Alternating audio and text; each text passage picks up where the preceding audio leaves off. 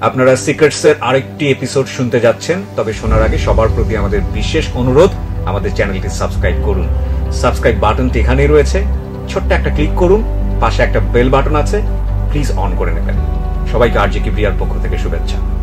কারণ আমাদের সোসাইটিতে মেয়েদের এই ভুলগুলোকে বা অপরাধগুলোকে খুব একটা ভালো চোখে দেখা হয় না, আঙুল তাদের দিকেই তোলা হয়। তারপরও আপনি কেন আজকে এই অনুষ্ঠানে অংশগ্রহণ করতে যাচ্ছেন? কারণ আমার ভুলগুলো এত বেশি হয়ে গেছে যে যার জন্য দেখা গেছে যে এখন আমি যদি নাও বলি তারপর আমার প্রবলেমগুলো হচ্ছে, এই জন্য চাচ্ছি যে বলেই প্রবলেমগুলো হোক। ওকে, তার মানে আপনি চাচ্ছেন যে বলেই প্রবলেমগুলো সলভ হোক। ওকে, তারপরেও যেন আর আপনার মতো করে ভুল যাতে আর কেউ কখনো না করে। ফাইন, আমরা শুরু করতে চাই প্রিয় শ্রোতা। মূল পর্ব শুরু হয়ে গেছে সিক্রেটসের। এই অনুষ্ঠানটি মূলত যারা আসেন তারা নিজেদের ভুলগুলোকে উন্মোচিত করে, অপরাধগুলোকে উন্মোচিত করে আরেকজন মানুষকে সচেতন করে যান। বিশেষ করে আজকের এই জীবন গল্পটা আমি স্পেশালি মেয়েদেরকে বেশি করে শুনতে বলবো। টিনেজার মেয়ে যারা আছেন এবং যারা অনেক বেশি ইমোশনাল, দুই একটা ঘটনা আমাদের ফেসবুকে এরকম ভাইরাল হয় বিভিন্ন সেলিব্রিটিদেরকে কেন্দ্র করে, কিন্তু এই যে এই সব ঘটনা একদম সিমিলারলি যে আরও কত মানুষের জীবনে ঘটছে, প্রতি মুহূর্তে ঘটছে, সেটা ফেসবুকের কল্যাণে হোক বা আমাদের আধুনিক টেকনোলজির কল্যাণে হোক, বা ফেসবুক বা এই আধুনিক টেকনোলজি বাদ দিয়ে যেভাবে ঘটে যাচ্ছে আমাদের প্রতিনিয়ত, বিশেষ করে মেয়েরা যেভাবে ভিকটিম হচ্ছেন এই ভুলগুলোর কারণে, সেটা আজকের এই অনুষ্ঠান থেকে শুনে অনেকখানি সচেতন হবেন তারা, আমরা বিশ্বাস করি। ঠিক আছে, তো মামু আমরা শুরু করি। আপনার তো জানাই আছে কিভাবে এখানে গল্প বলে সবাই, বলুন। ছোটবেলা থেকে 8-10টা মেয়ে যেভাবে বড় হয় আমিও সেভাবেই হয়েছি। আপনার বাবা কি করতেন? তো আমার বাবার আমার প্রবলেম হচ্ছে যে আমার ফ্যামিলি দিক থেকে আমার বাবা বডি মিস্ত্রি ছিল, গাড়ির বডি, মানে গাড়ির হচ্ছে উনি মেকানিক। ওকে, নিজের ছিল, বিজনেস ছিল। আর ছোটবেলা থেকে দেখে আসছি যে আমার বাবা ফার্স্ট একটা মহিলাকে বিয়ে করে। আপনার মা কি প্রথম স্ত্রী ছিল? আমার মা প্রথম ছিল। তো মহিলাটা ছিল আমাদের বাসার কাজের বুয়া বলে আমাদের বাসায়। বয়স কত বা আপনি কোন ক্লাসে পড়ছেন? আমি অনেক ছোট, একদম ছোট। পরিবারের বড় সন্তান আপনি? হ্যাঁ, সবার বড়। আচ্ছা। তো ছোটবেলা থেকে এগুলো দেখতেছি। তো আমার মা অনেক সুন্দর। তারপর আর যে মহিলাটাকে আমার আব্বু বিয়ে করে উনি অনেক খারাপ দেখতে ছিল, অনেক খারাপ বলতে খারাপ না, আমার আম্মুর কাছেও কিছুই ছিল না। তো ছোটবেলা থেকে দেখেছি যে ওই কারণগুলোর জন্য আমার আম্মুকে অনেক টর্চার করা হতো। তো আমাদেরকে বলতো যে মার সাথে থাকবা নাকি আমার সাথে থাকবা, মার সাথে থাকলে চলে যাও, কিচ্ছু দিব না, এরকম। ছোটবেলা থেকে আমরা 3 বোন ছিলাম, এক ভাই, 4 জন। তখন তো ভাই ছিল না। এরকম মারামারি দেখতাম, এগুলো দেখলে খুব ভয় পেতাম, কান্নাকাটি করতাম। তো এগুলো দেখতে দেখতে ছোটবেলা থেকেই আর কি নিজের মধ্যে কেমন যেন হয়ে গেছি, কারোর সাথে কথা বলতাম না, খুব বদমেজাজি হয়ে গেছি। এগুলো দেখতে দেখতে আর ভালো লাগতো না। আচ্ছা। পড়াশোনাটাও ঠিক মতো করতে পারি না। এত ভালো একটা আমার আব্বু এত ভালো বিজনেস করার পরেও দেখা গেছে এসএসসিটা দিলাম, আমার আম্মু নিজের গোল্ড রিং সেল করে তারপর আমাকে করে এক্সাম দেয়। তো তখন ফার্স্ট আমি নাচ শেখার পর দেখলাম যে ওইখানে অনেক মেয়েরাই নাচে প্রোগ্রাম করে। আবার চিন্তা করতাম যে প্রোগ্রাম করতে যাব, বাবার সম্মানটাও তো দেখতে হয়, মানুষ খারাপ বলবে। তো এই জন্য আর ওইরকম প্রোগ্রাম করতাম না। হাতের কাজ শিখলাম, ওইখান থেকেও ভালোই, ওইখান থেকে আমাকে সার্টিফিকেট দিয়ে দেয়, কারচুপি কাজের। ওইখান থেকে আমি সার্টিফিকেট পাই। এটা কি এসএসসির পরে নাকি এসএসসির আগে? এসএসসির পরে। আগে না, কাজটা শিখি, হাতের কাজটা শিখি এসএসসির আগে, সমসাময়িক সময় আর কি। হ্যাঁ, এগুলোর মধ্যেই। তারপর পার্লারের কাজ শিখি। মোটামুটি বলা যায় যে আমার একটা জেদ ছিল যে আমার বাবা যাই করছে আমি এমন কিছু করব, পড়াশোনাটা তো আর সম্ভব হচ্ছে না, আমি এমন ভাবে আমার কাছে পড়াশোনা ছাড়া এমন কিছু বাদ দিব না যেটা আমি পারি না। তো মোটামুটি আমি সবকিছুই পারি আর শিখেছিও। তারপর ওই নাচ যখন শিখতাম ওই সব কাজের পাশাপাশি নাচটা রাখছি। রাগ উঠলেই আমি অনেক ভাঙচুর করতাম, আর সেটা ঘরেই, আর নিজের উপরে অনেক দেখা গেছে হাত পা কাটতাম। ওই ছোটবেলা থেকে রাগটা বাড়ে আর কি। আচ্ছা। আর বাড়তে বাড়তে এতই বাড়ে যে এক পর্যায়ে দেখা গেছে যে ঘুমের ওষুধটা বেশি খেতাম। আচ্ছা। ঘুমের ওষুধটা বেশি খেতাম। মাঝখানে এমন হয় যে ঘুমের ফার্মেসিগুলোতে একটা নিয়ম করে দেয় যে প্রেসক্রিপশন ছাড়া ওষুধ দিবে না। তো তখন পাগলের মতো করতাম যে ঘুমাতে না পারলে, আমি এখনো পর্যন্ত ঘুমাতে পারি না, তো হাত পা কাটাকাটি করতাম, বিশেষ করে পায়ের হাঁটুর দিকটা কাটতাম যেন কেউ না দেখে। তারপর আম্মু দেখলো যে আমার অবস্থা অনেকটা খারাপ হয়ে যাচ্ছে, প্লাস আমার আব্বুই উল্টাপাল্টা করতেছে, আমি বড় হচ্ছি, এগুলো আসলে মানে একটা মেয়ের জন্য, একটা ফ্যামিলিতে একটা মেয়ের জন্য এই দিকগুলো অনেক খারাপ। যে ফ্যামিলিতে যদি কেউ শুনে যে বাবা এরকম করতেছে, সেখানে বিয়েতেও সমস্যা হয়, প্লাস মেয়েগুলোও মানে অনেক মানে যেমন আমি বিগড়ে যাচ্ছিলাম, তখন আম্মু বলে যে ওরে একটা কিছু দিয়ে ব্যস্ত রাখতে হবে যেন ও এই দিকগুলোতে নজর না দেয়, বা এই দিকগুলোতে যেন মন না আসে। নিজের উপর নিজের রাগ লাগে, কেন এমন একটা ফ্যামিলিতে জন্ম হলাম। আর আমি আমার যেটা আমি ভুল মানে সবচাইতে বড় অপরাধ হয়েছে, আমি আমার মার সাথে খুব খারাপ ব্যবহার করতাম। তো মা শুধু কান্নাকাটি করতো, কিছুই বলতো না, শুধু কান্না করতো, বলতো তোর বাবা এগুলা করে আর তুইও কথা শোনাস। আমি জানি না আমি কেমন দেখতে, বাট আমার ফুপির ফ্যামিলি, আমার মার ফ্যামিলি সবার ভাষ্যমতে সবচেয়ে সুন্দর আমি। না অফকোর্স হয়তো বা মানে তারা ঠিকই বলেছে, কারণ আমরা যে ছবিটা দিয়েছি ফেসবুকে প্রিয় শ্রোতা এবং ইউটিউবে আমরা যে ছবিটা আপলোড করেছি ওর, তাতে আপনারা দেখলে বুঝতে পারবেন যে এই মেয়েটার জীবনে আসলে এই ধরনের সিক্রেটস। মানুষের সৌন্দর্যটা আসলে মনে বাহ্যিক দিক থেকে না, তারপরেও লুক একটা অনেক বড় ফ্যাক্ট নিঃসন্দেহে। তো সেই জায়গা থেকে অফকোর্স শি ইজ বিউটিফুল। হ্যাঁ, তারপর অনেক বিয়ের প্রস্তাব আসতো, আমি রাজি হতাম না, কারণ তখন আমার মনে হয় না মানে বিয়ে জিনিসটাকে আমি অনেক হেট করতাম, যে এইগুলো দেখতেছি আমার সাথেও যদি এগুলো হয়, মানে আমার মনের মধ্যে একটাই ছিল যে আমি বিয়ে করব যদি আমাকে ছেড়ে চলে যায়, এই ভয়ের জন্য আমি সংসার জিনিসটা পছন্দ করতাম না, ভয় পেতেন। তারপর এই যে এগুলো দেখতাম বাবা মার মারামারি, মানে আমি এতটাই হয়ে গেছিলাম যে আমি উল্টাপাল্টা ভাবে যে আমার বাবা এগুলো করে, আমি রাগ করে আমি অনেক ছেলে ফ্রেন্ডদের সাথে ঘোরাঘুরি করতাম, টি শার্ট পরে ঘুরতাম। তারপর মানে উল্টাপাল্টা যেইভাবে বাবাকে ছোট করা যায়, মাকে ছোট করা যায়, ইচ্ছা করে এগুলো করতাম ওই রাগের বশেই। তো এইগুলোর জন্য অনেক এলাকা থেকে অনেক রেকর্ড আসতো, বলতো যে এগুলা কি করে মেয়ে, এরকম বাবা যদি এরকম চলে, মেয়ে এরকম চলাফেরা করে কেমন লাগে।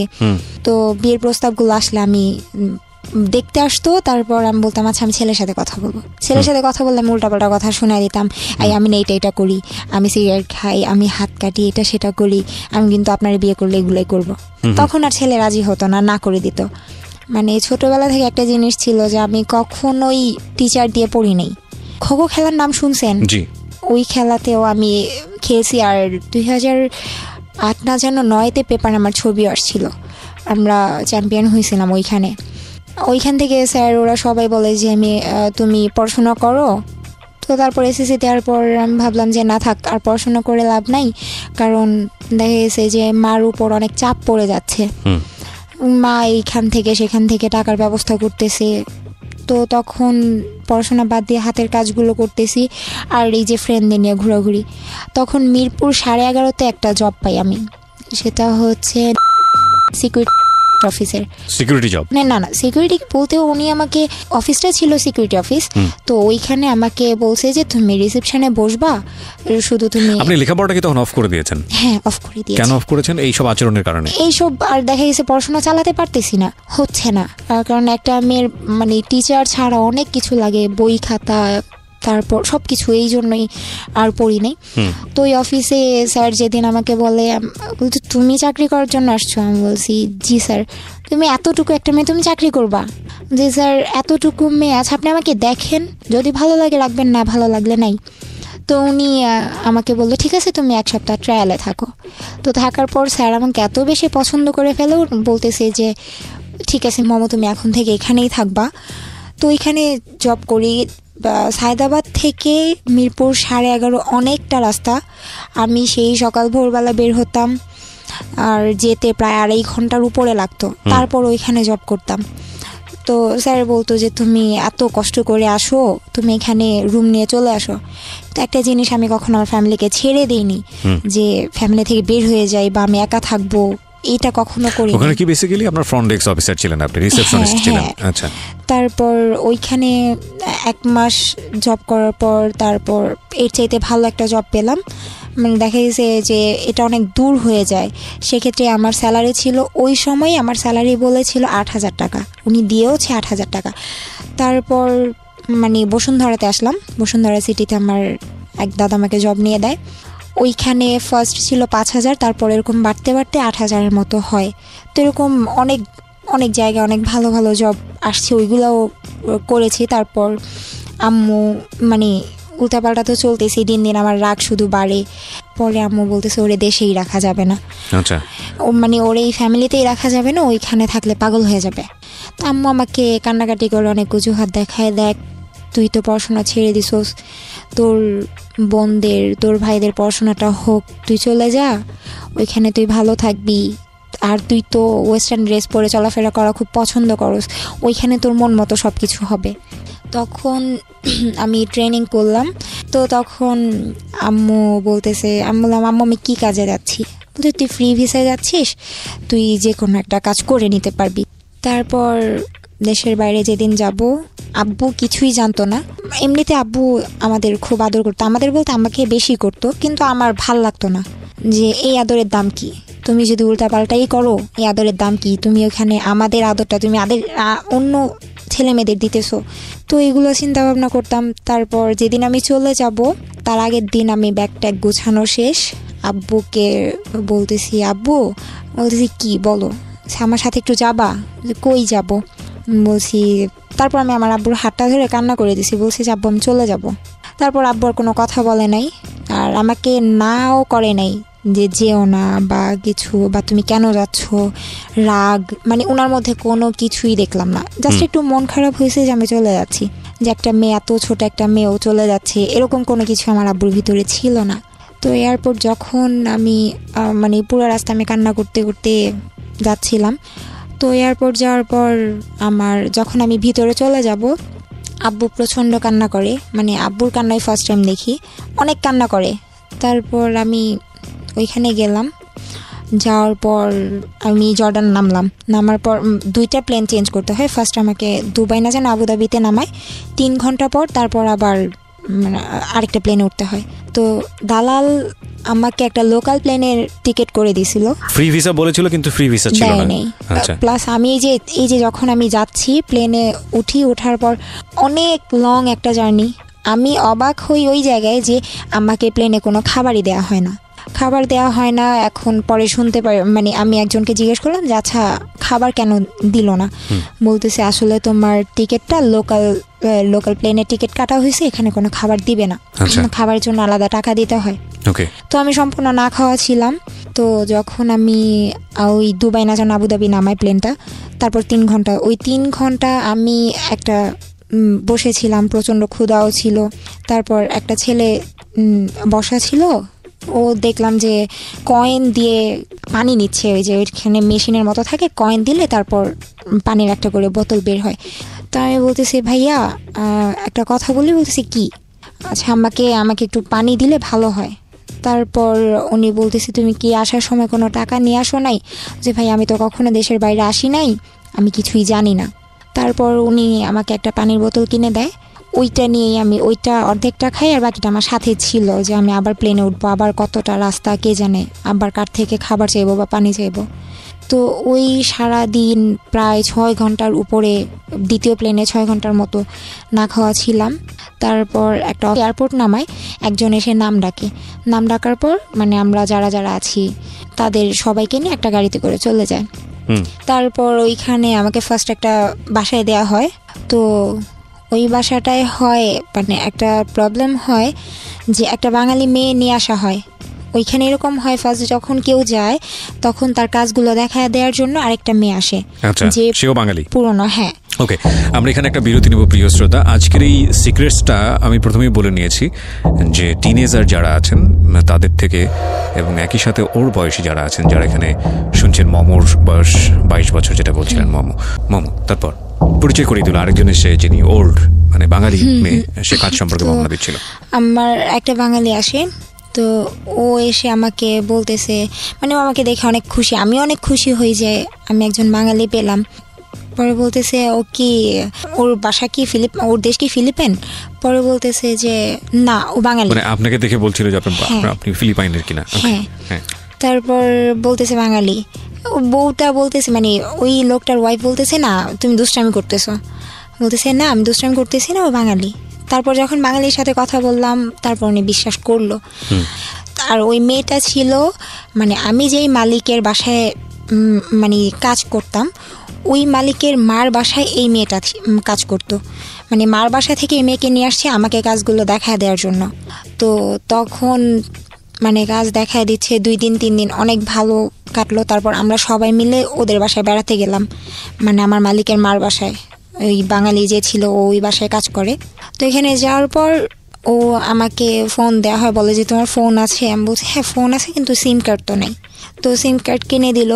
তো মানে ওই মেয়েটা, ওই বাঙালিটা, ও আর আমি একসাথে রাতে ঘুমাতাম, মানে যখন ওই বাসায় বেড়াতে যেতাম। তো আমার মালিকের মানে বেবি হয়, তো অনেক ছোট, নিউবর্ন। তো এই জন্য অনেক দিন, প্রায় 15-20 দিনের মতো মার বাসায় থাকা হয়। তো এই 15-20 দিন আমি ওই বাঙালির সাথে একসাথে ঘুমাই, তো একসাথে কাজ টাজ করি দুইজনে। আর তারপর দেখতাম ও না অনেক অনেক লং টাইম ফোনে কথা বলতো। তখন বলতাম আচ্ছা তুমি বাংলাদেশে যে কথা বলো, তুমি এত টাকা কই পাও? পরে বলতেছে যে এত টাকা কোথায় পাই, টাকাটা হচ্ছে আমার বেতন থেকে কাটে। আমি বলছি আচ্ছা ঠিক আছে, বেতন থেকে কাটে। তারপর ওর ফোন দিয়ে কয়েকদিন কথা বললাম। পরে একদিন হঠাৎ করে আমি দেখতেছি যে ওর কার্ড শেষ হয়ে গেছে, তারপর মানে ফোনের কার্ড শেষ হয়ে গেছে, ও আবার ফোনের কার্ড আনছে। বললাম তুমি টাকা কই পাইছো? পরে বলতেছে যে একটা কথা বলি, কাউরে বলবা না তো?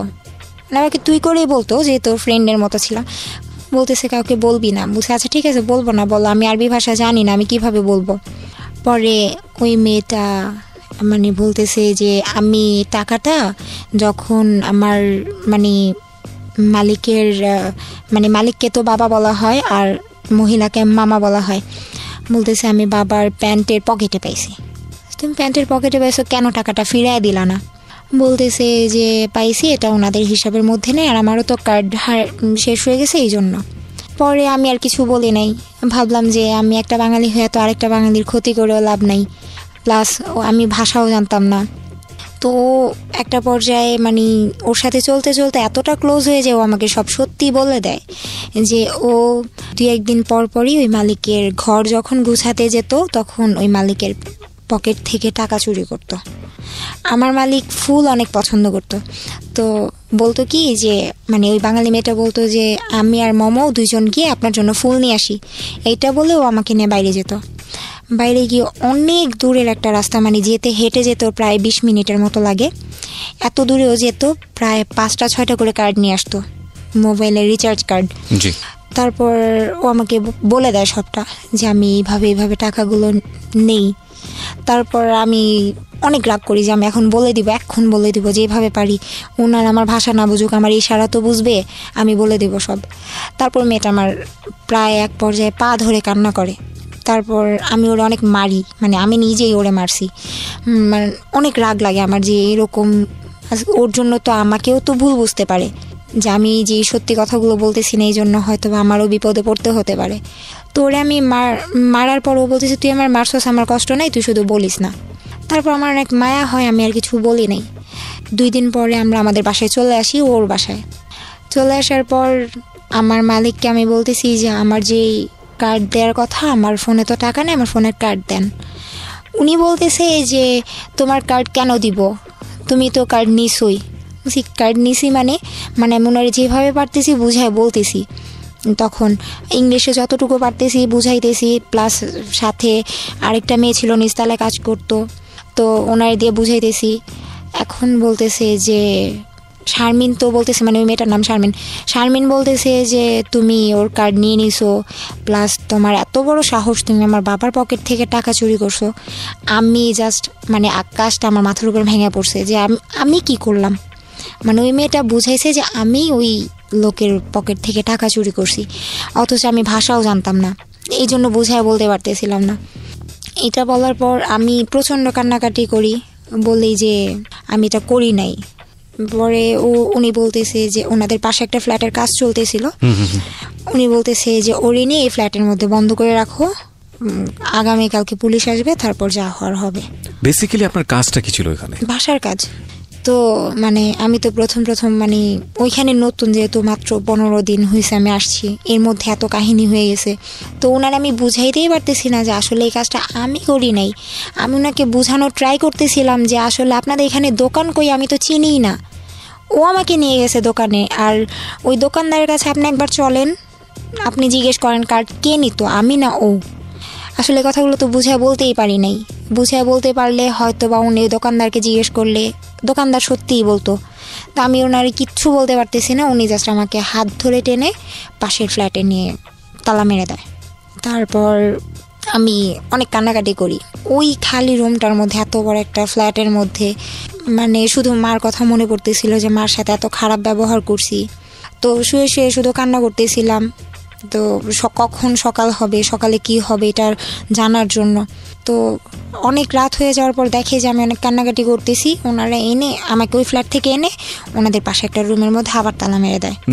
তালা মারার পর সকাল 10টা বাজে, আমি কান্না করতে করতে কখন ঘুমাই গেছি আমি বলতে পারি না। পরদিন সকাল 10টা বাজে আমার ঘরের তালাটা খুলে, আমি টের পাইনি, আমি ঘুমাইছিলাম। তো হঠাৎ করে মানে আমি ফিল করি যে আমার বুকের উপরে কেউ পাড়া দিয়ে দাঁড়ায় আছে। সেটা হচ্ছে ওই যেই মেয়ের বাসায় আমি গেলাম, মানে আমার মালিকের বাবা, ওই মেয়েটার মালিক এসে আমার বুকের উপরে পাড়া দিয়ে দাঁড়াইছে। তারপর আমি সহ্য করতে পারতেছিলাম না। উনি আমাকে ধরে উঠায়। উঠানোর পর উনি আর ওনার ওয়াইফ মিলে, মানে আমার মালিক কিছু বলে নাই, আমার মালিক শুধু গালাগালি করতেছিল। আর ওই মেয়ে, আমি তাকায় তাকায় দেখতেছিলাম ওই মেয়েটা খুব ভালো পোশাক পরে হাসতে হাসতে আসতেছে। ওর ভাষা মানে ওরে আমি বাংলায় বলতেছি যে প্লিজ তুই এই কাজটা করিস না, তুই সত্যিটা বলে দে আমি এটা করি নাই। ও বারবার বুঝাইতেছিল যে আমি টাকা চুরি করছি। ওই সময়ে মানে বলা যায় এমনভাবে ওরা মারে, মানে আমার লাইফে মনে হয় কোনোদিন আমি এত মার খাইনি। আপনার গায়ে হাত তোলে? দুইজন, হাজব্যান্ড ওয়াইফ দুইজন একসাথে। তারপর আমার বুকের মধ্যে লাথি দিছিল। তো আমি অনেক দিন সিক ছিলাম, আমার হার্টের প্রবলেম হয়ে গেছিলো। আমি ওনারে বলতেছি, আমার মালিককে বুঝিয়ে বলতেছি দেখেন ম্যাডাম আমি এটা করি নাই। তারপর উনি আমার কথা কিছুই বুঝতেছে না, কারণ আমি তো বাংলায় বলতেছি, আর ওই মেয়েটা শুধু হাসতেছে। তো তারপর আমাকে নিয়ে বলতেছে, হয়তো ওনাদের মনে মায়া হয়েছিল, কে জানে, ওনারা আমাকে পুলিশের কাছে না দিয়ে যেই অফিস থেকে নিয়ে আসছিল ওই অফিসে দিয়ে আসে। বলতেছে যে ও চুরি করছে, ওরে রাখা যাবে না। তারপর আমি অফিসে এসে খুব কান্নাকাটি করি। তারপর বাংলাদেশে ফোন দেওয়া হয় ভিডিও কলে। বাংলাদেশের যেই দালাল আমাকে পাঠাইছে ওই দালালের কাছে ফোন দেওয়া হয়, কিন্তু দালাল আমার সাথে কথা বলে না, আমার আম্মুকে ডাক দিয়ে আনে। তারপর আমি খুব কান্নাকাটি করে বললাম যে মা এরকম এরকম কাহিনী, আমি চুরি করি নাই, তুমি তো জানোই আমি কেমন, হয়তো একটু বদমেজাজি, কিন্তু এরকম আমি কোনো দিন আমার দ্বারা সম্ভব না। তারপর বলতেছি ঠিক আছে মা, দেখি কি করা যায়। তারপর থেকে আর আমার আম্মু আব্বু কারোর সাথে কথা হয় না। তারপর একটানা 10 দিন ওই অফিসে, একটা অফিসের মধ্যে 3টা পুরুষ থাকে, 3টা পুরুষের মাঝখানে এইভাবে বসে থাকা, সারা দিন না খেয়ে বসে থাকা। রাতে এই 10 দিন আমাকে সারাদিন অফিসে রাখতো, আর রাত হলে মানে যে কোনো একটা বাসায় নিয়ে যেত। ওই বাসায় আমাকে বলতো যে রাতটা এখানে থাকো, সকালে আমি আবার নিয়ে যাব। তো এক বাসায় দিয়ে আসতো। আমার মনে আছে যে আমি এমনও বাসায় আমাকে দিয়ে আসছে যে বাসায় ওয়াশরুমের পাশে বিছানা করে শুতে দিয়েছে। আর প্রচণ্ড ঠান্ডা ছিল, মানে শীতের দিন ছিল, আর ওই দিকে তো এমনিতেও অনেক ঠান্ডা, মানে ওই অবস্থাতে সহ্য করতে পারতাম না। একটানা 10 দিন এরকম, মানে কোনো রকম খাবার তো খেতে পারতাম না, ঘুমাতে পারতাম না, অনেক ঠান্ডা ছিল। কারণ ওদের হিটার ছিল রুমের মধ্যে, আমাকে শুতে দিত ঘরের বাইরে ওয়াশরুমের পাশে, ওইখানে কোনো হিটার ছিল না। ওইভাবেই 10 দিন থাকার পর ওরা আমাকে বাংলাদেশে পাঠিয়ে দেয়। তারপর আবার এখান থেকে বাংলাদেশে পাঠানোর পর আবার তার বলতেছে তুমি আসছো 15 দিনের জন্য আসছো, 15 দিন পর তুমি আবার চলে যাবা। তো আবার আমাকে পাঠিয়ে দেওয়া হয়। তারপর আমি এই যে একেবারে যে বাসায় 3 বছর ছিলাম ওই বাসায় থাকি। তো ওই বাসার মালিক এমনিতেই খুব ভালো, মানে মহিলাটা অনেক ভালো ছিল। ওনার কাছে আমি সব কিছু বলি। ও তার সাথে বড় কথা, একদিন হয় কি, যে বাসা আমাকে মারধর করা হয়, ওই যে বাসার থেকে আমাকে দেশে পাঠানো হয়েছে, ওই বাসায় একটা ছেলে ছিল।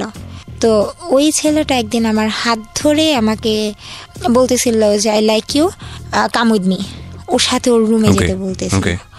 তো আমি ওই বাঙালি মেয়েটার দিকে তাকাচ্ছিলাম, আমি বলছি ও কি বলতেছে এগুলো, ওর সাথে আমি কিভাবে কি, মানে এটা কোনোদিনও সম্ভব না। ছেলেটা আমার হাত ধরে প্রচণ্ড রকমের টানাটানি করতেছিল। তারপর আমি ওর মার কাছে বিচার দিই এটা যে ও এরকম করে, হয়তো ওই রাগের বশেই আমার সাথে এরকম ব্যবহারটা করে, জানি না। তো তারপর যখন আমি নতুন বাসায় আসি, মানে বাংলাদেশ থেকে আবার যখন নতুন বাসায় আসি তখন ওই মালিক বলে যে তুমি ওই বাসায় কেন থাকতে পারলা না, তোমাকে কেন রাখলো না। তারপর আমি সব কিছু বলি, সাথে ছেলের কাহিনীটাও বলি যে এই ছেলেটা আমার সাথে এরকম এরকম করে। পরে উনি বলতেছে যে আচ্ছা ঠিক আছে, আমার বাসায় কোনো ছেলে নেই, শুধু আমার হাজব্যান্ড আর আমার 2টা ছেলে হচ্ছে ছোট ছোট আর একটা মেয়ে। তো ওইখানেও সেম আরেকটা বাঙালি আসে, মানে তার মার বাসায় যে কাজ করে ওই বাঙালি আসে আমাকে কাজ বুঝায় দেওয়ার জন্য। তো ওই বাঙালিটা অনেক বয়স্ক মুরব্বী ছিল, উনি আমাকে কাজ টাজ দেখায় দেয়। তো ওই সময় আমাকে ফোন দেওয়া হয়, বলে যে তুমি ওয়াইফাই কাকে বলে, তখন আমি বুঝতাম না। তো এখানে আসার যখন বুঝি যে ওয়াইফাই কি, তখন আমি একদিন ওনাকে বলি যে ম্যাডাম আপনার, তখন তো মোটামুটি আরবি ভাষা জানি, তখন বলতেছি ম্যাডাম আপনার ওয়াইফাই পাসওয়ার্ডটা আমাকে দেন। উনি দিবে না, উনি বলতেছে যে এত টাকা খরচ হয়, এটা হয় সেটা হয়, দেয়া যাবে না, তুমি সারাদিন মোবাইল নিয়ে পড়ে থাকবা। মানে ওই বাসার মহিলা ছিল পুলিশ আর মহিলার হাজব্যান্ড ছিল লয়ার, তো দুইজনেই বাইরে থাকতো, ছেলে মেয়েগুলো আমার কাছে থাকতো। ওয়াইফাই যেদিন নেয় লাইনটা, সেদিন আমি দেখি একটা কাগজের মধ্যে উনি আরবিতে পাসওয়ার্ডটা লিখতেছে। আচ্ছা, আরবিতে লিখতেছে, আরবি বলতে পারি বাট আরবিতে ওরা নাম্বার যে কি লিখতেছে সেটা তো বুঝতেছি না। তারপর ওই নাম্বারটা আমি নিয়ে মানে আমি লিখলাম, সেম ওইভাবে লিখে বাইরে গেলাম। মানে ওই বাচ্চা মেয়ে যাকে আমি রাখতাম, ওই বাচ্চা মেয়েটা বলতেছে যে আমি চকলেট খাবো, বাইরে যাব। তারপর ওই চকলেটের উসিলা করে বাইরে গেলাম। যাওয়ার পর আমি সাইডে একটা লোককে জিজ্ঞেস করলাম যে ভাইয়া এটা আমাকে একটু ইংলিশে বলেন, নাম্বারগুলো একটু বলেন। তারপর পাসওয়ার্ডটা উনি বললো, আমি লিখে নিলাম। তারপর আমি বাসায় যাওয়ার পর কানেক্ট করলাম ফোনে। আমি তো অনেক খুশি যে এখন থেকে সবসময় কথা বলতে পারবো। তো এরকম করে হঠাৎ করে একদিন আমার মালিক বুঝে যায় যে আমি ওয়াইফাই চালাচ্ছি। হঠাৎ করে আমার ফোনটা নিয়ে ভেঙে ফেলে, একেবারে গুঁড়ো গুঁড়ো করে ফেলে, চালাতে দিবে না উনি। এই ওয়াইফাইটা আপনি কেন চালাতেন? আমার আম্মুকেও দেখতেছি যে ওই ইমো নামানোর পর সবার সাথে কথা হচ্ছে, প্লাস ফেসবুকটা তখন নতুন ফেসবুকটা বুঝি, আর ফেসবুকের নেশাটা এরকম একবার মাথায় ঢুকলে তো বের হতেই চায় না। ফেসবুক নিয়ে পড়ে থাকতাম সারাক্ষণ, আর ফেসবুকে যার তার সাথে চ্যাটিং করতাম, নতুন যা হয় আর কি। তারপর আবার আমি ফোন কেনার পর ওয়াইফাই আবারও কানেক্ট করার পর তখন অনেক লুকায় চালাতাম। মালিক আসলে ওয়াইফাইটা অফ করে রাখতাম যেন না বুঝে। ওই সময় কত টাকা পেতেন আপনি এই কাজ করে? মাত্র 13,000 টাকা। বাংলাদেশের টাকায় 13,000 টাকা? এই টাকাটা আপনি দেশে পাঠিয়ে দিতেন? হ্যাঁ, সব টাকা দেশে পাঠাতাম। আর আমি আসছি বাইরে যাওয়ার পর আমি 1 টাকাও নিজে খরচ করিনি, সম্পূর্ণ টাকা দেখা গেছে ওই যে দেখতাম আম্মু অনেক কষ্ট করতেছে, আম্মুকে দিতাম। এর মধ্যে আমার ছোট বোনটার বিয়ে হয়ে যায়। তো ওই ছোট বোনের বিয়েতে 30,000 টাকা দিই আমি, মানে আমার অ্যাকাউন্টে জমা ছিল, শেষ টাকাটুকু আমি দিয়ে দিই যে এটা দিয়ে তুমি বিয়ে দিয়ে দাও, আমি টাকা দিয়ে কি করবো, এইরকম বুঝাই। তারপর হঠাৎ করে মানে ফেসবুকে একজনের সাথে কথা হওয়ার পর হঠাৎ করে কেন যেন আমি বলতেছি দেখি কাকে ভাল লাগে, দুষ্টামি করে যে দেখি কাকে ভাল লাগে তার সাথে কথা বলবো। তো একটা ছেলের ছবি দেখলাম, দেখার পর বলতেছি যে দেখতে অত একটা ভালো না, বাট অত একটা খারাপও না। তারপর আমি ওকে অ্যাড পাঠাই, ও অ্যাড অ্যাকসেপ্ট করে না। অ্যাকসেপ্ট না করার পর তারপর হঠাৎ করে একদিন আমি ফোন নাম্বারটা চাইলাম যে আপনি এত করেন, দেমাগ কেন দেখান। বলতেছে দেমাগের কি দেখলেন? বলতেছে আপনি কি ভাবেন আপনি দেখতে অনেক সুন্দর, আপনি দেখতে অনেক পচা। পরে বলতেছে তাহলে কেন নক করছেন? আমি বলছি আমার ভালো লাগছে তাই, আমার একা একা এখানে থাকতে ভালো লাগে না। হ্যাঁ, আমার সময় কাটানোর জন্য। আপনি নিজে থেকেই নক করেছেন? হ্যাঁ। আচ্ছা, আমি বললাম যে আমার সময় কাটানোর জন্য একজনকে দরকার, আমি তো আপনার সাথে প্রেম করবো না, আমি আপনার সাথে ফ্রেন্ডশিপ করার জন্য নক করছি। আচ্ছা। তারপর বলতেছে আচ্ছা ঠিক আছে। তো যখন বললাম আমি দেশের বাইরে, উনি বিশ্বাস করেনি। তারপর হঠাৎ করে একদিন আমি বলছি আচ্ছা ঠিক আছে লাইনে থাকো। লাইনে রেখে আমি আমার মালিকের সাথে আরবিতে কথা বললাম। তো ও আমার ভাষা শোনার পরে ও একেবারে মানে পাগল হয়ে যায়, বলতেছে যে তুমি এত সুন্দর করে আরবি বলতে পারো, তুমি যখন আরবিতে কথা বলতেছিলা আমি আসলে ভুলে গেছিলাম যে আসলে তুমি বাঙালি না, ওই দেশের আরবিয়ান। আর সবচেয়ে বড় কথা, ওই দেশের কেউ বিশ্বাস করতো না যে আমি বাঙালি। আচ্ছা। সবাই বলতো যে হয়তো বা ফিলিপিনি আর নয়তো অন্য কোনো জায়গার, বিশ্বাস করতো না। তারপর আমিও বলতাম হ্যাঁ আপনারা যা ভাবেন তাই আমি। আচ্ছা। তারপর এই যে ওর সাথে ফোনে কথা হতে থাকে, তো তখন আমি শুনতে পারি যে ও, ছেলেটার নাম কি ছিল? ছেলেটার নাম, ঠিক আছে। তো ওর সঙ্গে আপনি নক দিয়েছিলেন এবং আপনি কথাবার্তা বলছেন ওর সঙ্গে? কথা বলতে থাকি। ওকে। তারপর আমি একটা পর্যায়ে যে শুনতে পাই যে ও আমাকে বলতো, ওর সাথে ফ্রেন্ডশিপ ছিল মনে হয় সর্বোচ্চ গেলে 1 সপ্তাহ। আচ্ছা। তারপর ওরে মানে ওকে আমি বলতাম যে আচ্ছা তুমি আমার জন্য একটা ছেলে খুঁজো, আমি রিলেশন করব যেন আমি দেশে এসে বিয়ে করতে পারি, যেহেতু বিয়ের জন্য ফ্যামিলি এত চাপ দিচ্ছে। আপনারা কি ফেক আইডি ইউজ করতেন নাকি মানে ফেক বলতেন? নিজেদের ছবি দিয়ে একদম সবকিছু জেনুইন? ওকে। তারপর ছেলে দেখতে বললাম, তো ও বলতেছে আচ্ছা ঠিক আছে দেখতেছি। বলতেছে কি রকম ছেলে পছন্দ তোমার? আমি বললাম যে কি রকম ছেলে পছন্দ, আমি অনেক, সবচেয়ে বড় কথা আমি লম্বা ছেলে অনেক পছন্দ করি, আর যেমনই হোক ছেলে যেন শিক্ষিত হয়, কারণ একটা শিক্ষিত মানুষ কোনোদিনও অ্যাটলিস্ট আমার বাবা মা যেরকম করে সেরকম করবে, গায়ে কখনো হাত তুলবে না, গায়ে হাত তুলবে না, সংসারের মধ্যে অশান্তি করবে না, খারাপ ব্যবহার করবে না, এইগুলাই। তো তখন ও বলতো আচ্ছা ঠিক আছে। আর আমি ওর কাছে সবকিছু শেয়ার করতাম, আমার বাসায় এটা হচ্ছে সেটা হচ্ছে, আমার বাবা মা এগুলো করতো। আসলে কি মন খারাপ থাকতো, শেয়ার করার কথাগুলো শেয়ার করার জন্য একজনকে দরকার ছিল।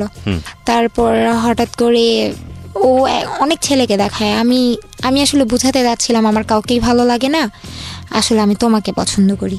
আচ্ছা, এটা আপনি বুঝতে চাচ্ছিলেন? বুঝাতে চাচ্ছিলাম। ওকে। ও বুঝতো কিন্তু আমাকে বুঝতে দিত না যে ও বুঝতেছে। তারপর হঠাৎ করে মানে আমার রাগ, মানে অনেক মেজাজ গরম হয়েছে। আমি কি তুমি কি বুঝো না, ঢং করো, তুমি বুঝতেছো ঠিকই যে আমি তোমাকে পছন্দ করি, তারপরে তুমি এমন কাহিনী করতেছো। পরে বলতেছে আচ্ছা ঠিক আছে তোমাকে আমি 20 তারিখে একটা কথা বলবো। কি কথা তুমি এখনই বলো? বলতেছে তোমার জন্য ছেলে দেখছি। ছেলে দেখছো, বলো না, নাম ছবি দাও। ও দিবে না, বলতেছে যা দেয় 20 তারিখে দিব। তো 20 তারিখ আসে, আমি তো ওয়েট করতেছি কার কথা বলবে কার কথা বলবে। আমি মনে মনে ভাবতেছিলাম হয়তো ও নিজের কথাই বলবে। তারপর আপনাকে বলেছিল কিছু, যে আপনি ওর ফেসবুক আইডি দেখে ওর সঙ্গে জিজ্ঞেস করছিলেন যে তুমি কোথায় থাকো, কি করো? তখন কি বলেছিল? ওর বাসা ঠিকানা বলে যে আমি এখানে থাকি, পড়াশোনা করছে কিনা, পড়াশোনা করছে। কোথায় পড়াশোনা করছে? তখন অনার্স, মনে হয় অনার্সে পড়তেছে তখন। এরকম কথা বলেছে? হ্যাঁ। ওকে, ঠিক আছে। তারপর ওর সাথে কথা চলতে থাকে। 20 তারিখের ঘটনা। হ্যাঁ, রাত 12টা 1 ও আমাকে বলতেছে I think I love you. মানে কি? আপনার সঙ্গে ফেসবুকে কথা চলার কতদিন পরের ঘটনা এটা? এই তো 1 সপ্তাহ পর। 1 সপ্তাহ পর? 1 সপ্তাহের মধ্যে? 1 সপ্তাহের মধ্যে। I think I love you. Okay. হ্যাঁ। তারপর আমি বলতেছি যে কি বলছো, আমি শুনি নাই। ও বলতেছে আই লাভ ইউ। তারপর আমি অনেক খুশি যে আসলে আমি যেটা চাইছিলাম, আমি তো চাইছিলাম ও আমাকে প্রপোজ করুক। তারপর আমি ওকে আই লাভ ইউ টু বলে ফোনটা রেখে দিই। আচ্ছা। আবার ফোন দেয়, ফোন রাখলা কেন? বলছি দাঁড়ো 5 মিনিট পর আসতেছি। সম্পর্কের শুরুটা হয় এখান থেকেই।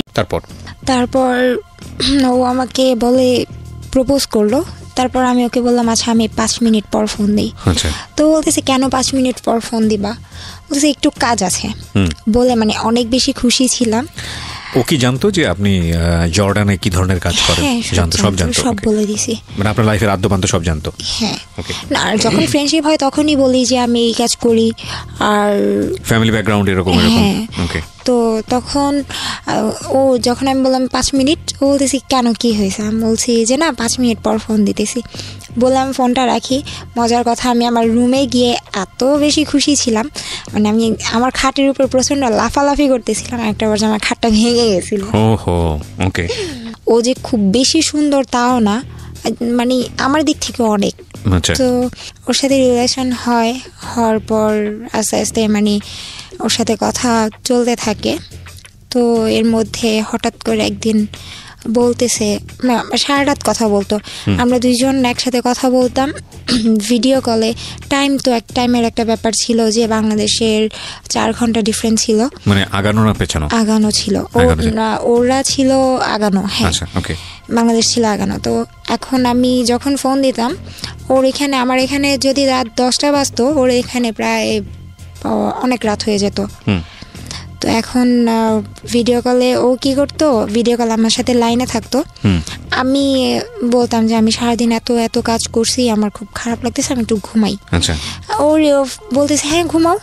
ও লাইনে থাকতো, আমি ফোনটা এক সাইডে রেখে আমি ঘুমিয়ে যেতাম। মানে এমন ভাবে রাখতাম যেন আমাকে দেখতে পারে। তো সম্পর্কটা এরকম পর্যায়ে ছিল। হ্যাঁ, এত ভালো ছিল। ইভেন আমি যখন গোসল করতে যেতাম ও বলতো যে আমি লাইনে আছি, তুমি 24 ঘন্টা আমাকে লাইনে রাখবা। তো তখনও আমি বেসিনের উপর ফোনটা রেখে আমি আমার মতো গোসল টোসল শেষ করে ঘরে আসতাম। মানে এটা কি মানে এরকম একটা সেনসিটিভ মুহূর্ত ওকে আপনি সাথে রাখতেন? হ্যাঁ, মানে 24 আওয়ার্স আমার সাথে থাকতো। ওকে, তো ওকে। তারপর খাওয়া দাওয়া সব কিছুতেই। তো হঠাৎ করে একদিন দুপুর দিকে কথা বলতেছি, তো ও আমাকে মানে অন্যরকম একটা কথা বলে যে যেটা ভিডিও কলে হ্যাঁ আমার সাথে লাইনে থাকতো সবসময়, বাট যেটা হতো যে ফোন সেক্স বলতে যেই ব্যাপারটা হয় সেটা ফার্স্ট ও আমাকে বলে যেদিন, সেই দিন ওর সাথে আমি ফোনে কথা বলতেছি আর আমার হাত পা কাঁপতেছিল। আমি বলছি যখন আমি তোমার সাথে ভিডিও কলে কথা বলি তখন আমি তোমার দিকে তাকাই না, আমি আমার মতো কাজ করতে থাকি, এই জন্য অত একটাই লাগে না। তো কথা বলতে বলতে হঠাৎ করে মানে আমার হাতে একটা ব্যাগ ছিল, ব্যাগের মধ্যে মানে ওই বাচ্চারা খেলে না, ওরা মনে হয় গ্লাস ভেঙে রেখে দিছিল। তো ওইটার সাথে ওর সাথে ফোনে কথা বলতে বলতে আমি এতই হয়ে গেছি, ওইটার সাথে লেগে আমার ডান পায়ের এই যে হাঁটুর নিচে এই জায়গাটায় এতটা কাটে, মানে আমি টেরও পাই না, মানে কেটে গেছে অলরেডি, মানে একদম রক্ত দিয়ে ভেসে যাচ্ছে, আমি বলতে পারি না, বাসায় কেউ ছিল না। তো হঠাৎ করেই আমার এমন একটা অবস্থা, ওর আমি বলতেছি আচ্ছা আমি একটু আমার কেমন যেন লাগতেছে, বলতেছি কি হয়েছে, আচ্ছা পাটা এত গরম লাগতেছে কেন? তখনও ওর সাথে আমি লাইনে কথা বলতেছি, বলছে কেন তুমি কি করতেছো? না কিছু করি না, আমি পায়ে না একটু আগে ব্যথা পেয়েছি। বলছে কিভাবে ব্যথা পেয়েছো? বলতেছে দেখো কি হয়েছে। যখন আমি পায়ের দিকে তাকাই, ফার্স্ট আমার ফ্লোরের দিকে চোখ যায়, যেমন ফ্লোরটা পুরো একদম ব্লাড দিয়ে যাতা অবস্থা। তো আমি আমার পাটা কাপড়টা উঠায় দেখতেছি পা থেকে, মানে রেলে কাটা লাশ যেরকম হয়ে যায়, একদম মাংসটা ভিতর থেকে একেবারে কেটে যায়, এইরকম একটা অবস্থা হয়ে গেছে। অথচ আমার হুশই নাই, ওর সাথে কথা আমি এত ব্যস্ত। তো ওইটা দেখার পর আমি অনেক জোরে চিৎকার করি, বাসায় কেউ ছিল না, বাচ্চাগুলো স্কুলে ছিল। তো ও তখন চিৎকার শুনে ভিডিও কল দেয়। তো ভিডিও কলটা আমি রিসিভ করার পর ওকে আমি দেখানোর পর ও কান্নাকাটি করতেছে, কি হয়েছে তাড়াতাড়ি পা বাঁধো। তো সাথে আমার একটা কাপড় ছিল, হেজাব ছিল, হেজাবটা খুলে আমি পাটা বাঁধি। তারপর এক পর্যায়ে ওইটা দেখার পর আমি সেন্সলেস হয়ে যাব এমন অবস্থা। ও শুধু আমার ফোনটা তো আমার হাতেই ছিল, ও আমাকে বলতেছে যে গেটটা খুলো, চিৎকার করে আমাকে ডাকতেছে মামা গেটটা খুলো, গেটটা খুলো। তুমি যদি এখন গেটটা না খোলার, যদি তুমি এইভাবে এই বন্ধ ফ্ল্যাটের মধ্যে যদি তুমি সেন্সলেস হয়ে যাও, হয়তো বা ব্লিডিং হতে হতে তুমি মারাও যেতে পারো। তো আমি বারবার আমার পায়ের দিকে তাকাচ্ছি আর চিৎকার করতেছি। তারপর কোনো রকমের মানে পড়ে গেছি আমি মাটিতে। ও আমাকে ডাকতেছে, বলতেছে যে তুমি যদি এখন না উঠে গেটটা যদি না খুলো, তোমার সাথে আমার কোনো সম্পর্ক রাখবো না। এইটা শোনার পর আমি কিভাবে যে উঠছি আমি নিজেও জানি না, আমি গেটটা খুলছি। খোলার পর 4 তলায় আমার ফ্ল্যাটটা ছিল, আমি নিচে গেছি। নিচে যাওয়ার পর তারপর আমাকে ওই একজন দেখার পর আমাকে হসপিটালে নিয়ে যায়। তখনও ফোনটা রাখে যে আমি হসপিটালে যাচ্ছি। ওই পর্যন্ত যতক্ষণ ওর সাথে কথা বলতেছিলাম ভালো ছিলাম। যখন হসপিটালে যাওয়ার পর আমার পায়ের কাপড়টা খুলে, তারপর আমি দেখার পর একেবারে সেন্সলেস হয়ে যাই। তো তখন ডাক্তার অনেক অবাক হয় যে তুমি এত বড় একটা অ্যাক্সিডেন্ট নিয়ে তুমি এখন এই মুহূর্তে এসে সেন্সলেস হইলা, তার আগে পর্যন্ত তুমি কিভাবে ঠিক ছিলা? আমি জানি না, না এরকম শক্তি আছে, লাভের এরকম শক্তি আছে, এর চেয়ে বড় বড় শক্তি আছে, আমি জানি না। তারপর বাসায় আসার পর ওদের এখানে একটাই হচ্ছে যে যত বড় দুর্ঘটনাই ঘটুক ওরা চিকিৎসা করাবে, বাট তার 5 মিনিট পর থেকে কাজ করতে হবে। পা কাটা নিয়ে কাজ করতে হচ্ছে, হাঁটতে পারি না, সব কিছু করতেছি। তো ও তখনও পর্যন্ত ভিডিও কলে থাকতো সবসময় 24 ঘন্টা।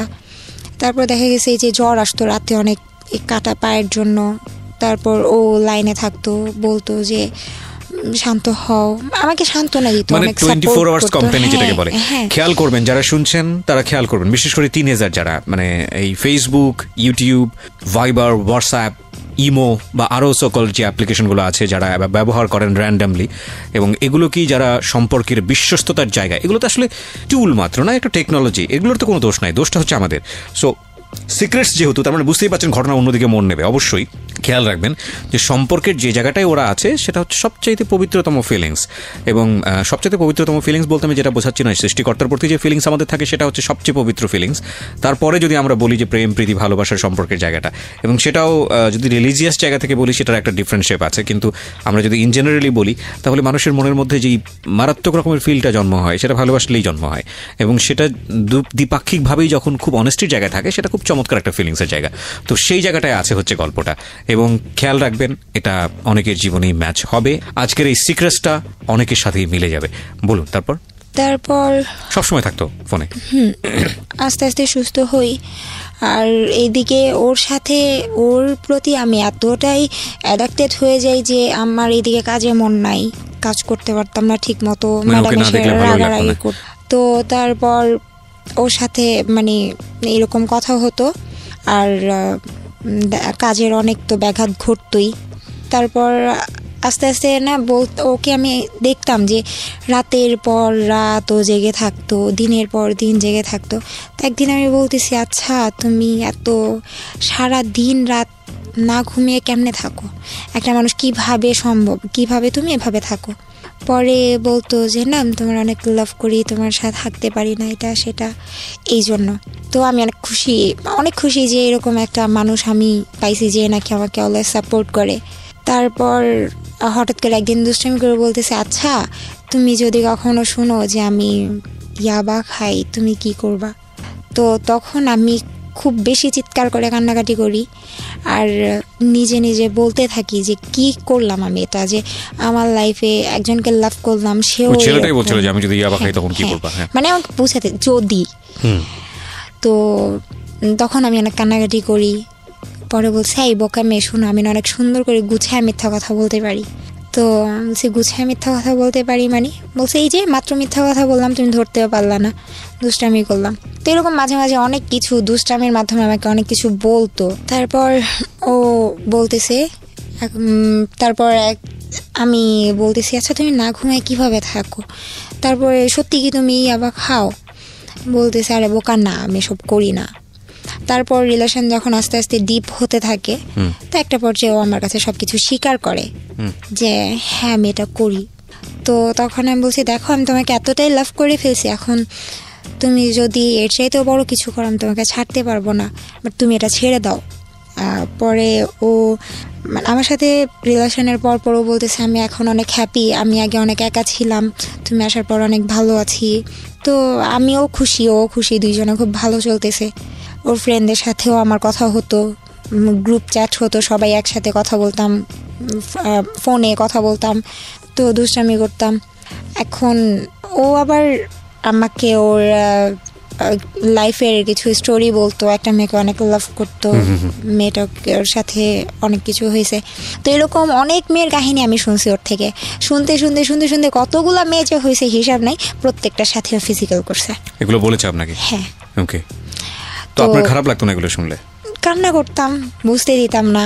তারপর আবার মনকে বুঝাতাম আসলে ও তো আমাকে সত্যিটা বলতেছে, এটাই বেশি। ও চাইলে আমাকে লুকায় রাখতে পারতো, হাইড করতে পারতো, আমি তো জানতেও পারতাম না, সমস্যা নাই। তো হঠাৎ করে একদিন এত রাগ লাগে, রাগটা ওর প্রতি না অন্যজনের প্রতি রাগ করে আমি কাচের একটা গ্লাস ভেঙে আমি আমার হাত কাটিয়েছি। আমার হাতে এখনো দাগ আছে, হাত কাটি। তো এটা নিয়ে অনেক রাগ করে যে খারাপ মেয়েরা এগুলো করে, এটা সেটা করে। আচ্ছা ঠিক আছে, আর করবো না। ও বলতেছে যে তুই অন্য কোনো কারণে কাটোস নাই, তুই অন্য কোনো ছেলের জন্য কাটছস। 24 ঘন্টা তুমি আমার সাথে আসো, আমি অন্য কোনো ছেলের জন্য কেন কাটবো? তো এটা গেল। আরেকদিন মানে আমি রান্না করতাম ওর সামনে, মানে ওই যা করার আর কি, ডেইলি লাইফ 24 ঘন্টা সে সাথে থাকতো, ও আমার সাথে থাকতো। তো হঠাৎ করে একদিন রাতের বেলা কি নিয়ে যেন ওর সাথে আমার ঝগড়া হয়েছে। এখন আমি বলছি, দেখ আমি কিন্তু মারা যাব। বলছে তুই মারা যাবি। আর ও অনেক খারাপ ভাষায় গালি দিত আর মিথ্যা বলতো। সেগুলো আপনার কাছে মধুর লাগতো? হ্যাঁ মধুর লাগতো প্রথম এক্স্যাক্টলি, প্রথম এগুলো মধুর লাগে, আমি কিছুই বলতাম না। তারপরে আস্তে আস্তে যখন দেখি গালির পরিমাণ বাড়তেছে, আমিও তখন গালাগালি শুরু করে দিই। মানে ও যেমন ওর বাবা মা তুলে গালি দিচ্ছে, তখন আমি ওর বাবা মা তুলে গালি দেওয়া শুরু করি। এটা কি মানে আপনাদের তখনও দেখা হয়নি, সবকিছু ভার্চুয়ালি হচ্ছে, মানে ভিডিও কল টলগুলোর মধ্যে? ভিডিও কলে সব হচ্ছে, ওর সামনে গোসল করতেছি, ফোন সেক্স হচ্ছে, সব হচ্ছে। ওকে। তো কিন্তু ওর সাথে আমার এখনো দেখাই হয়নি। ওকে, পয়েন্ট করবেন এগুলো, কারণ আমরা এই যুগেই বসবাস করি। ইনফ্যাক্ট আজকালকার যুগে একটা মানুষকে রিচ করা দেশের প্রান্ত থেকে বিশ্বের যে কোনো প্রান্তেই থাকুক না কেন, ইটস মানে টাইম ফ্যাক্ট, কয়েক সেকেন্ডের ব্যাপার। টেকনোলজি আমাদেরকে সেই জায়গাটায় নিয়ে গেছে। একটা সময় ছিল যখন আমরা শুনেছি এরকম আমাদের নানি দাদিদের কাছ থেকে, বাবা মায়ের কাছ থেকে, যে একটা ছেলে এবং একটা মেয়েকে প্রপোজ করতে মাসের পর মাস চলে যেত, বছরের পর বছর চলে যেত, রাস্তায় দাঁড়িয়ে থাকতে থাকতে স্যান্ডেলের তলা ক্ষয় হয়ে যেত, তারপরেও সে প্রপোজ করার সাহসটা পর্যন্ত পেত না, এবং তারপর সে সম্পর্ক মোড় নিতে তো আরও সময়ের ব্যাপার।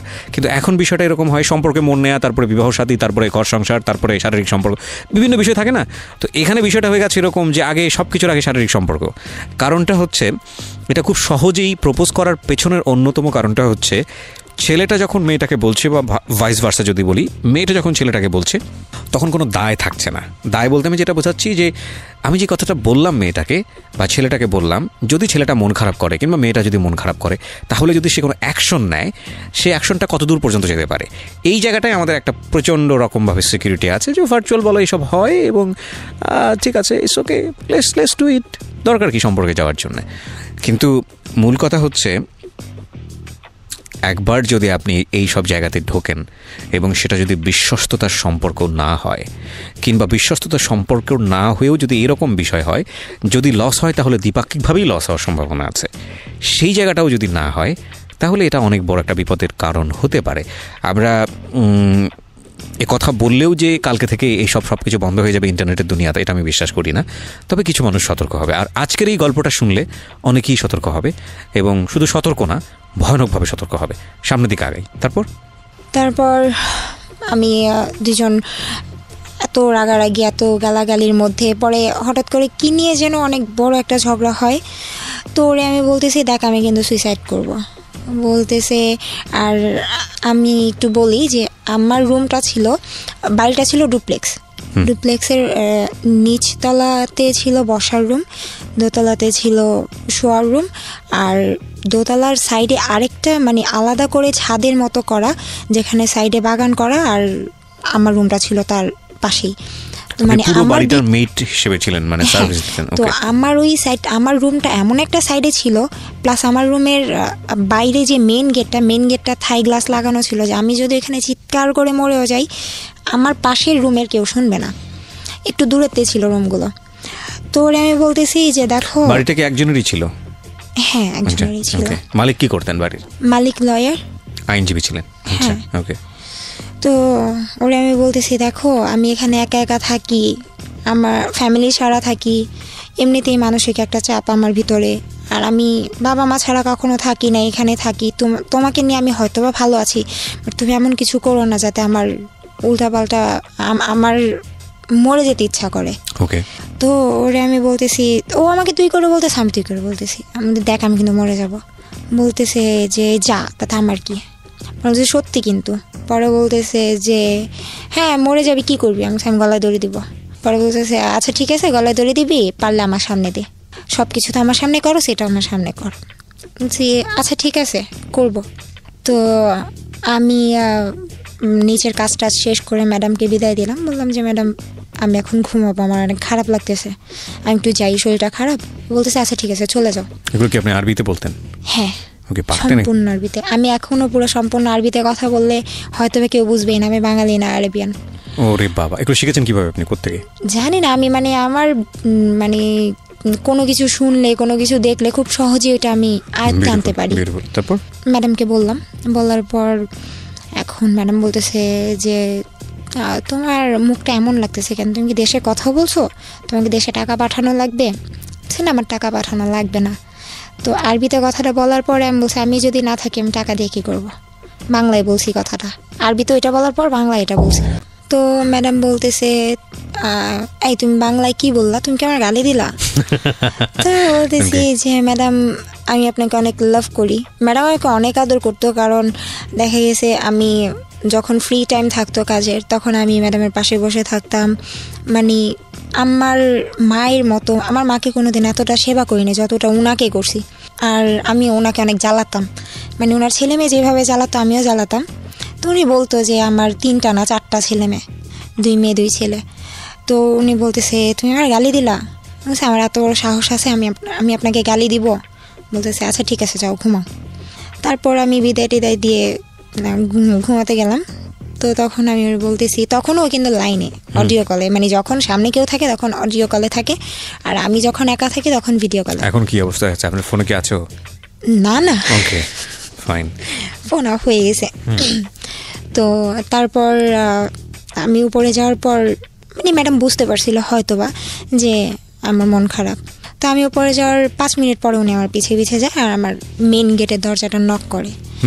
আমি বলছি আপনি কেন আসছেন? আমি গেট বন্ধ করে দিলাম, আমি তো ঘুমাবো।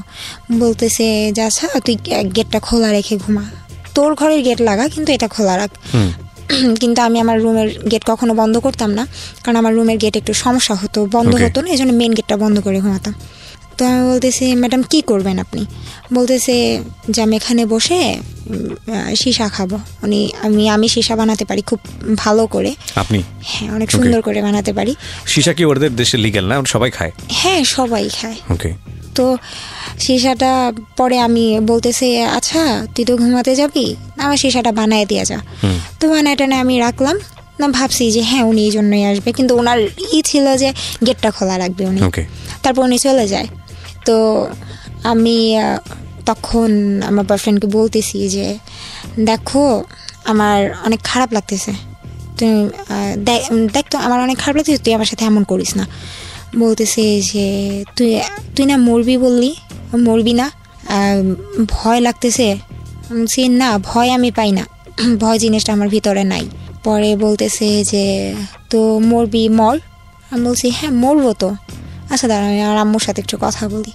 তারপর ওরে কনফারেন্সে রেখে আম্মুর সাথে কথা বললাম। ওরে কনফারেন্সে রেখেছেন মানে? ও কথা বলতো আপনার মার সঙ্গে? ও কথা বলতেছে না, চুপ করে শুনছে যে আসলে আপনি মার সঙ্গে এতটা প্রাইভেসি শেয়ার করা মানে ইমোশনালি ফুল হলে যেটা হয় আর কি। ওকে বলেন। তারপর মানে যখন আমি রুমে গেলাম আর আমার রুমে যাওয়ার পরে ও বলতেছে যে মামা একটা কাজ কর। কি করব? বলতেছে তোর ফোনে যে আমার ছবিগুলো আছে ছবিগুলো ডিলিট কর। ছবি ডিলিট করব? আচ্ছা করতেছি। পরে বলতেছে ডিলিট করার সময় স্ক্রিনশট দিবি, তারপর ডিলিট করার পরে গ্যালারি স্ক্রিনশট দিবি, আমি সব কিছু দেখবো, প্রুফ দে তুই যে সব কিছু কাটছস। সব কিছু ডিলিট করে দিলাম। তারপর বলতেছে আচ্ছা তোর সাথে আমার লাস্ট কল কখন, ফোন কল যখন হয়েছে ওই লিস্টটা ডিলিট কর। তারপর মানে হাসতেছিলাম যে পরে আমি বলতেছিলাম আমি যদি এই দেশে মরে যাই তোমার ওই দেশে পুলিশ ধরবে না, ভয় পাও কেন? বলতেছে তুই ডিলিট করলাম। তারপর স্ক্রিনশট দিলাম যে করছি। পরে বলতেছে আচ্ছা ঠিক আছে এবার যা করার কর। তারপর আমি ওয়াশরুমে গেলাম, যেহেতু বাইরের দেশে কোনো ফ্যান এরকম আমাদের দেশের মতো ফ্যান চলে না, ওদের হয় এসি না হয় এমনিতে কিছু থাকে না। ওয়াশরুমের মানে যে জানালাগুলো থাকে সেগুলো অনেক উঁচুতে থাকে। তো ওরে আমি ফোন দিয়ে লাইনে রাখছি, ও বলতেছে আমি বলছি আচ্ছা আমি ফোনটা রাখি। বলতেছে না আমি লাইনে থাকবো, আমি দেখবো তোর কত বড় কলিজা। তো মানে আমার এখনো বুক কাঁপতেছে, কথাগুলো মনে পড়লে এমন লাগে। তারপর ওরকে লাইনে রেখে আমি বেসিনের উপর ফোনটা রাখছি। রাখার পর কম্মেটের কাভারটা বন্ধ করে কাভারের উপর দাঁড়াইছি। দাঁড়ানোর পর আমি আমার বাংলাদেশ থেকে যে 3 পিস নিয়ে গেছি সেটার ওড়নাটা আমি ওই জানালার সাথে বাঁধলাম। এখন বলতেছে যে এতক্ষণ লাগে? তারপর বাঁধার পরে একদম এক পর্যায়ে ফাঁসি যেভাবে দেয় সেভাবে পুরোপুরি শেষ। ওর দিকে তাকায় দেখেও হাসতেছে, মানে ফোনে ভাবছে হয়তো এই পর্যন্ত করে আমি নেমে যাবো, আর কিছুই করব না। তারপর একটা পর্যায়ে আমি গলার মধ্যে ওড়নাটা ঢুকানোর পর আমি পাটা ছেড়ে দিই। ঝুলে যান আপনি? হ্যাঁ ঝুলে যাই। তারপর ও খুব চিৎকার করে, লাউড স্পিকার ছিল, আমি শুনতেছিলাম মামার নাম, ওইখান থেকে নাম তুই। তো আমি ওইখান থেকে যে নামবো, আমি তো পায়ের নিচে কোনো টুল দিয়ে নেই, আমি কমেটের উপরে দাঁড়ায় নিছি। এখন ওই পর্যন্ত পাটা আমার যাবে না, আমি নামতে পারবো না। আর আমি যে হাত দিয়ে ওড়নাটা খুলবো ওইরকম কোনো মানে স্কোপ ছিল না। তো আমার এমন অবস্থা হয়ে গেছে, ও ভয়ে ও ফোনটা কেটে দিছে।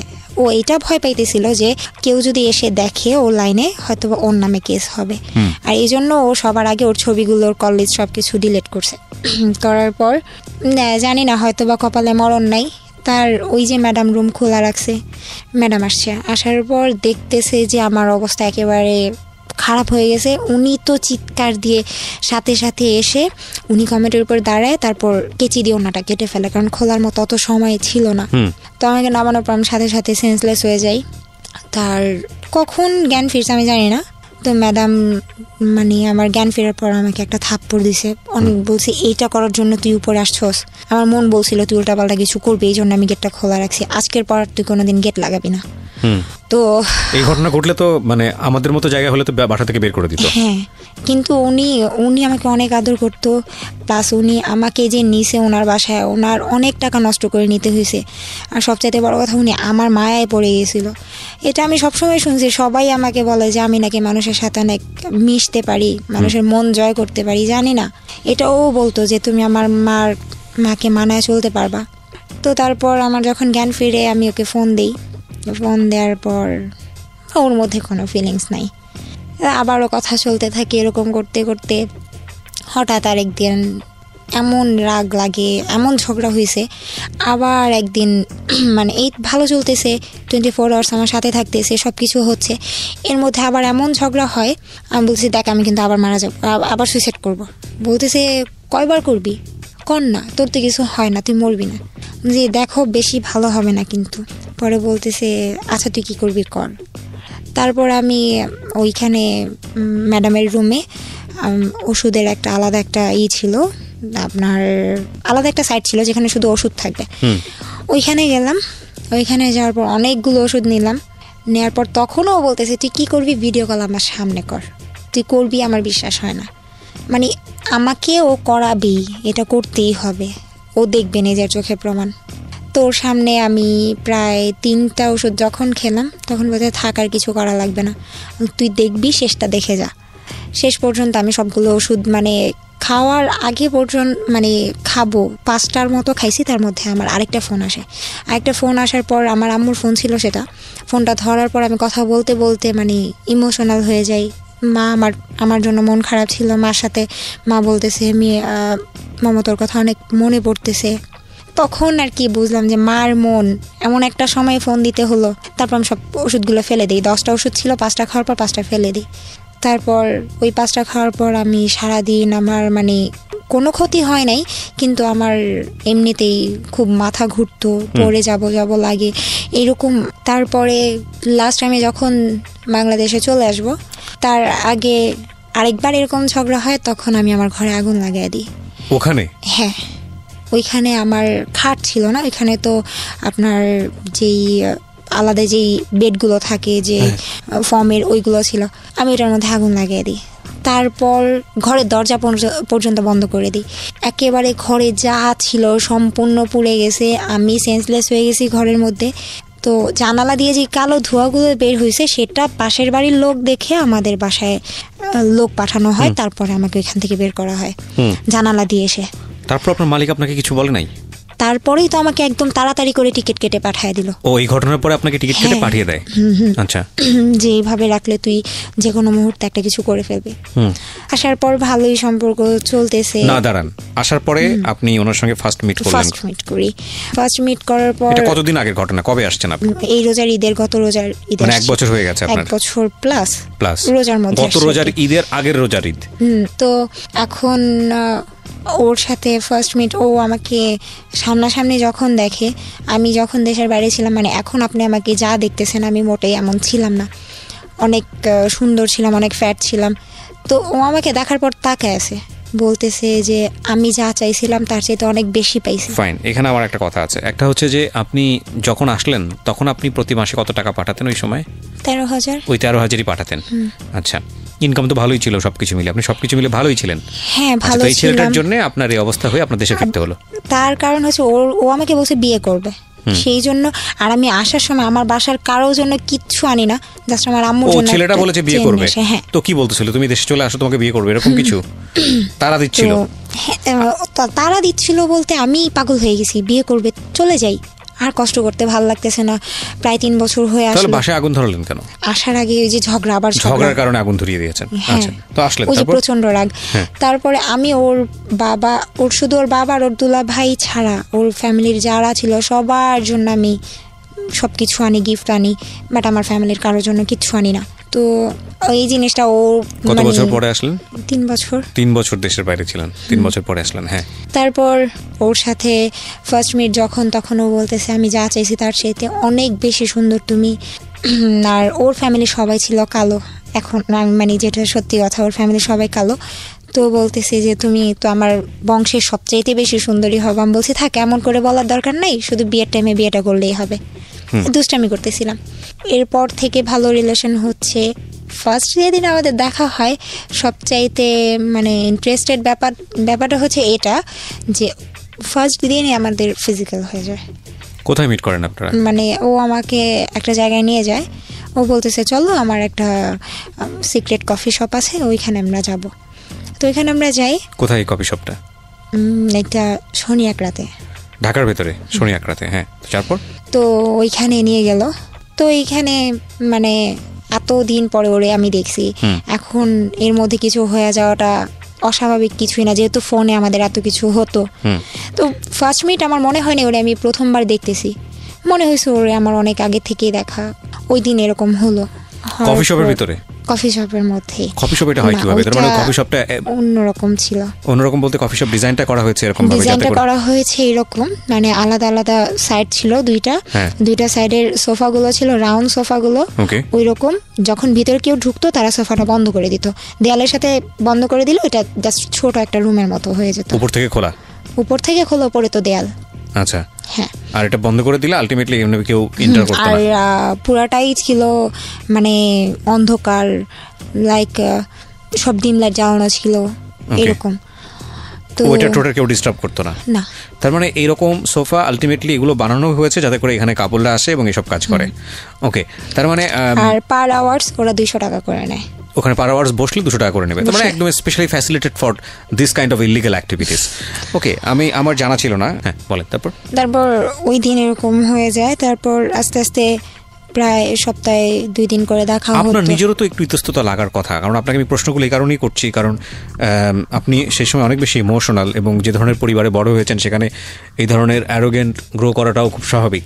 কিন্তু আপনি এরকম একটা খোলামেলা জায়গাতে, হাজার হলেও এটা তো এক ধরনের চরম পর্যায়ের ক্রেজিনেস না থাকলে এরকম পাবলিক জায়গাতে আপনার জন্য তো এটা প্রথম। ভার্চুয়ালি আপনারা এই ধরনের সম্পর্কে জড়িয়েছেন সেটা আলাদা বিষয়, কিন্তু এটা তো একদম এক ধরনের পাবলিকলি এই ধরনের সম্পর্কে জড়িয়ে যাওয়া, দুজনের ফার্স্ট মিট। তার মধ্যে আপনার নিশ্চয়ই এটার মধ্যে সম্মতি ছিল।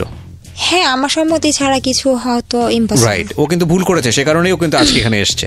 এবং এই ভুলের মাত্রাটা কত বড় আপনারা যখন সামনের দিকে যাবেন তখন বুঝবেন। হ্যাঁ, আমি না চাইলে কোনোদিন এটা হতো না, আর পারতোও না। রাইট। তারপর ফার্স্ট ও আমাকে একটা পিল দেয় ওই দিনই। হ্যাঁ, ওকে। তো আমি ওই পিলটা নেওয়ার পর আমার খুব মানে কেমন যেন লাগে।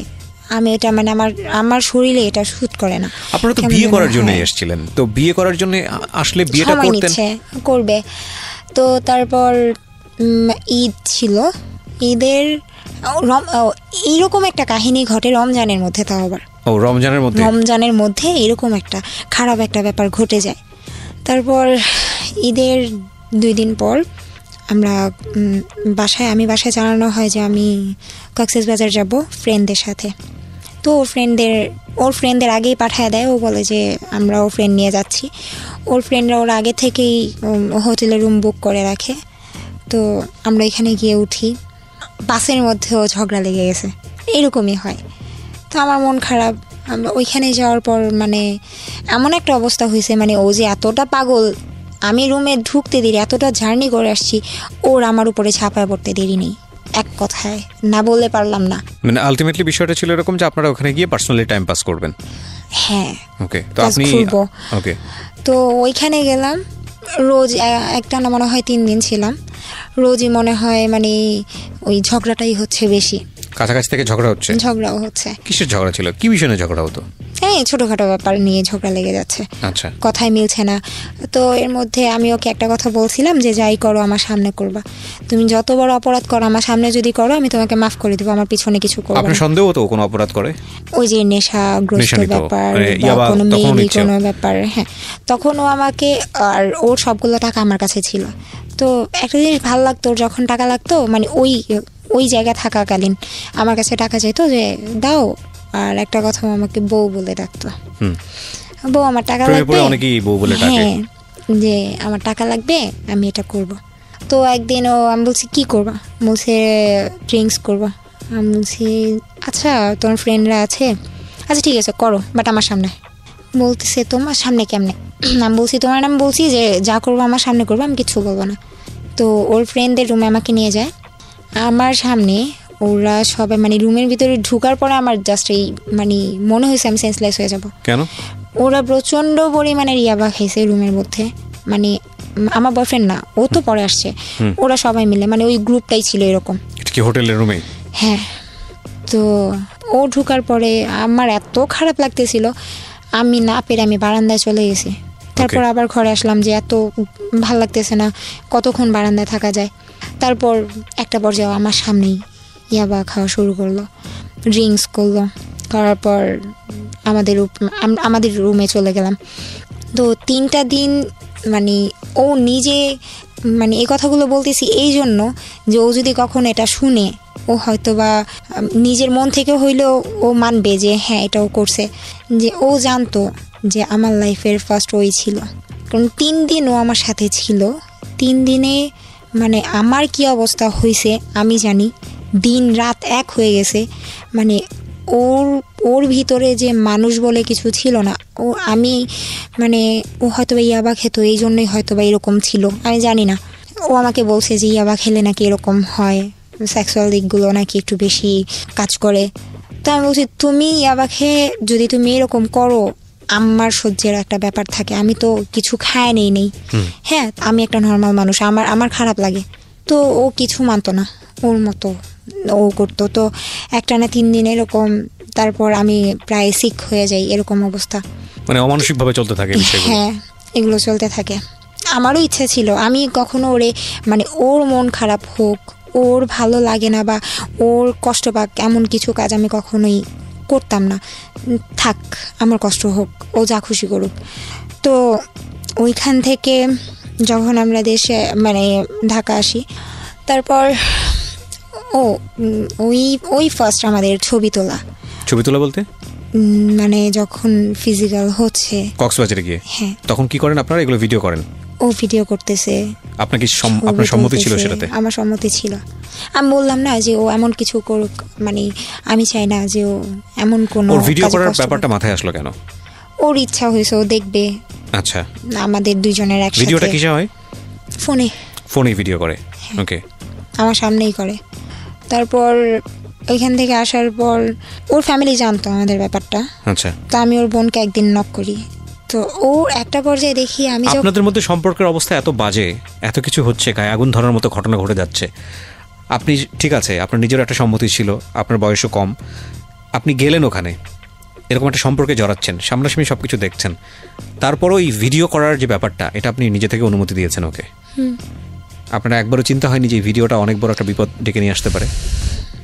অনেক বিশ্বাস করতাম। দ্যাটস অ্যাকচুয়ালি হ্যাপেন, প্রিয় শ্রোতা। কেন বলছি?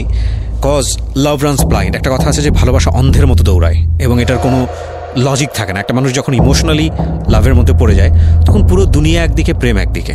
এবং মজার বিষয় হচ্ছে, এটা একটা আগুনের ফুলকির মতো। আগুনের ফুলকি যেরকম তাপ করে উঠে জ্বলে আবার যেভাবে নিভে যায়, এটাও ঠিক তাই। লাভের ইমোশন প্রথম পর্যায়ে যেটা আসে, সেটা যদি একটা মানুষের জীবনে লাইফ লং স্টে করে, তাহলে মানুষটা পাগল হয়ে যাবে, এবং এটা কোনোভাবেই সম্ভব না। এবং সেই জন্য ব্যালেন্স করার জন্যই হয়তো বা সৃষ্টিকর্তা এই ইমোশনটা বেশি দিন রাখেন না। ঘটনা কিন্তু তখনই ঘটে, ইমোশনটা যখন কমে যায়। ওই সময় যতগুলো ভুল হয়, সেই ভুলগুলো সারাটা জীবন জুড়ে বয়ে বেড়াতে হয়। আর ইন্টারেস্টিং ফ্যাক্ট হচ্ছে, আমরা যখন এই ইমোশনের মধ্যে থাকি, আমরা বুঝতেই পারি না যে আমরা ইমোশন থেকে একটা সময় বের হয়ে আসবো এবং খুব দ্রুত সেখান থেকে বের হয়ে আসবো। আমরা এটা মানতেই চাই না, আমরা মনে করি যে এটাই জীবন এবং এখানেই সারা জীবন আমাদের স্টে করতে হবে। That is the biggest mistake. আজকে যারা টিনেজার ছেলেমেয়ে যারা এটা শুনছো, জীবনে প্রথম প্রেম করছো, এই ধরনের প্রেম করছো, ভার্চুয়াল বলে প্রেম করছো এবং ভিডিও করে যাচ্ছ দেদার্সে, সুন্দর সুন্দর করে সেভ করে রাখছো, কোন দিন কোন তারিখ দিয়ে কোথায় গিয়েছিলে ভিডিও করে করে ফাইল দিয়ে সেভ করে রাখছো, তারা শুধু একটা জিনিস জেনে রেখো, নিজের জীবনের সবচাইতে ভয়াবহ রকমের যেই বোমাটা সেটা তুমি সেভ করছো তোমার জন্য। তারপর ঢাকা আসার পর ওকে তো আমি বলতেই থাকি যে বিয়ে করব বিয়ে করব বিয়ে করব। ও বলে যে আজকে না কালকে পেছাচ্ছে। হ্যাঁ, তারপর একদিন বলতেছে যে আচ্ছা ঠিক আছে চলো আমরা ডেট ফিক্সড করি, ওই দিন আমরা বিয়ে করব। তো আমার ফ্রেন্ডের বাসায় বসে একটা ডেট ফিক্সড করা হয় যে ওই দিন আমরা বিয়ে করব। কিন্তু ওই দিন পার হয়ে যায়, বিয়ে তো করেই না। আরও মানে বিয়ের ডেট আসলেই ও উল্টাপাল্টা করতেছে, ঝগড়াঝাটি করতেছে। তো এরকম কিছু হলে এর মধ্যে হঠাৎ করে একটা জিনিস দেখি যে আগে ঝগড়া করতে করতে এমন একটা ব্যাপার চলে আসছে যে এখন আমার গায়ে হাত তুললো। হ্যাঁ, কিছু হলেই ও আমার গায়ে হাত তুলতো। তো এই জিনিসগুলো অনেক খারাপ লাগতো, এতটাই খারাপ লাগতো বোঝানোর মতো না। কারণ আমি আমার ফ্যামিলি থেকে কোনোদিন আমার গায়ে হাত তোলা হয় নাই। মানে আমার লাইফের শুরুটাই, মার খাওয়া শুরুটাই ওর কাছে আসার পর থেকে। তারপর ওইখানে আমার ফ্রেন্ডের বাসা থেকে আসার পর সেই দিনও আমাকে মারে, প্রচণ্ড রকমের মারার কারণটা হচ্ছে, হ্যাঁ ওকে আমি বলি যে চলো বিয়ে করি, নাইলে কিন্তু আমি তোমার নামে মামলা করব। বলতেছে মামলা করবা মানে কি?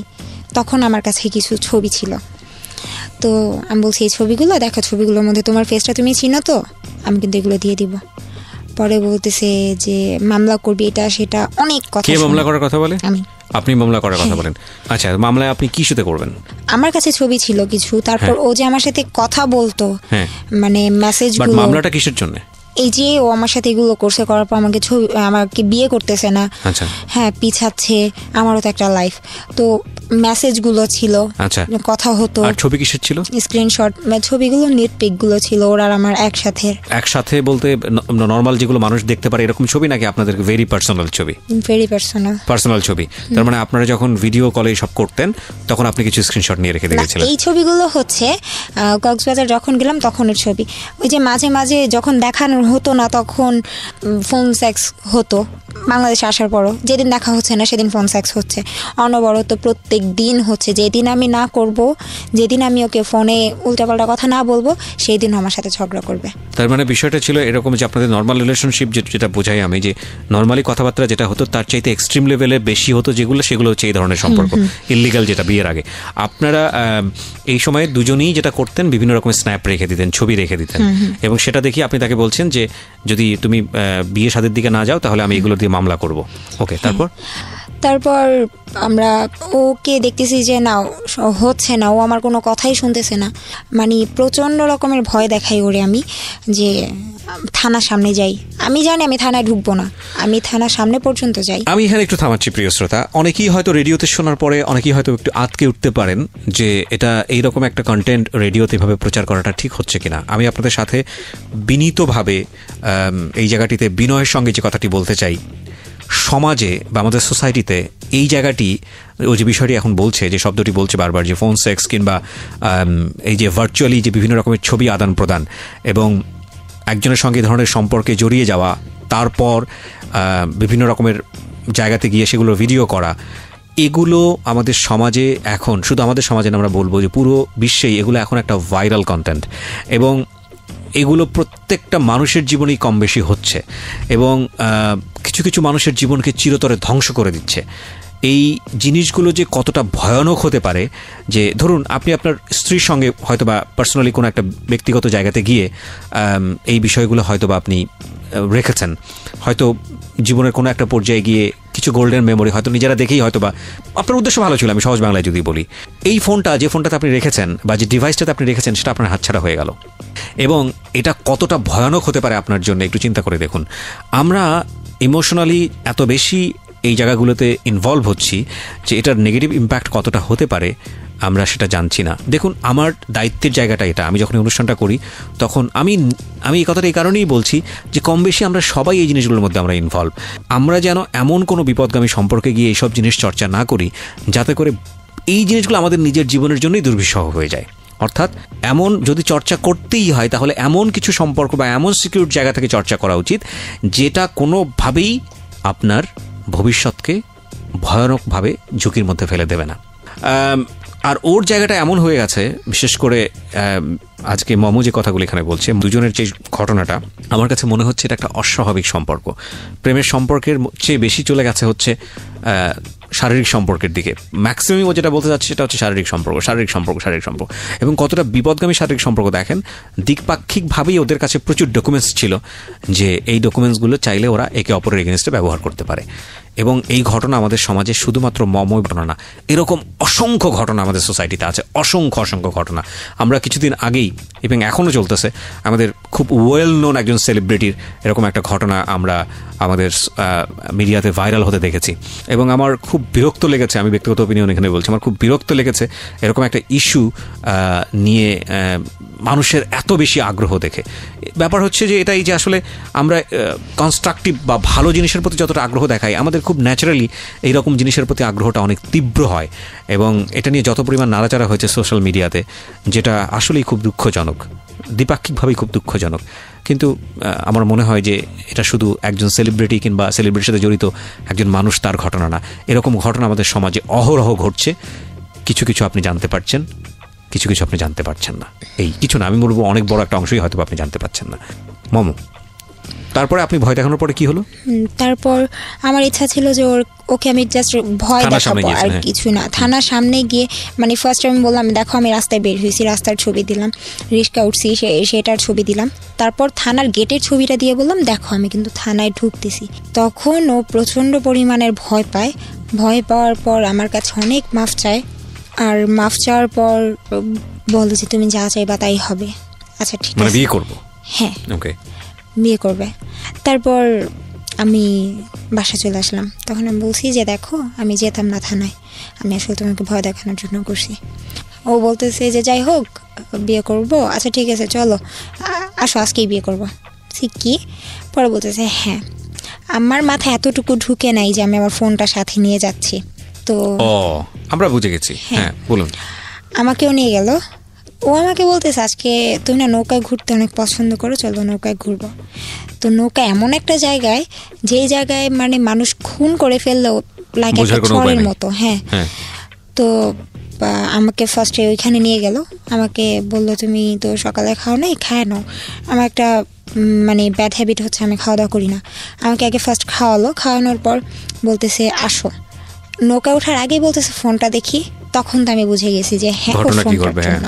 তো তখন বলছে চলো আমরা বিয়ে করবো না। বলছে যে হ্যাঁ ফোনটা একটু দাও। বলছে না ফোন দেওয়া যাবে না, ফোন দিব না আমি। এইটা বলাতে আমাকে একটা থাপ্পড় দেয়, আমি পড়ে যাই।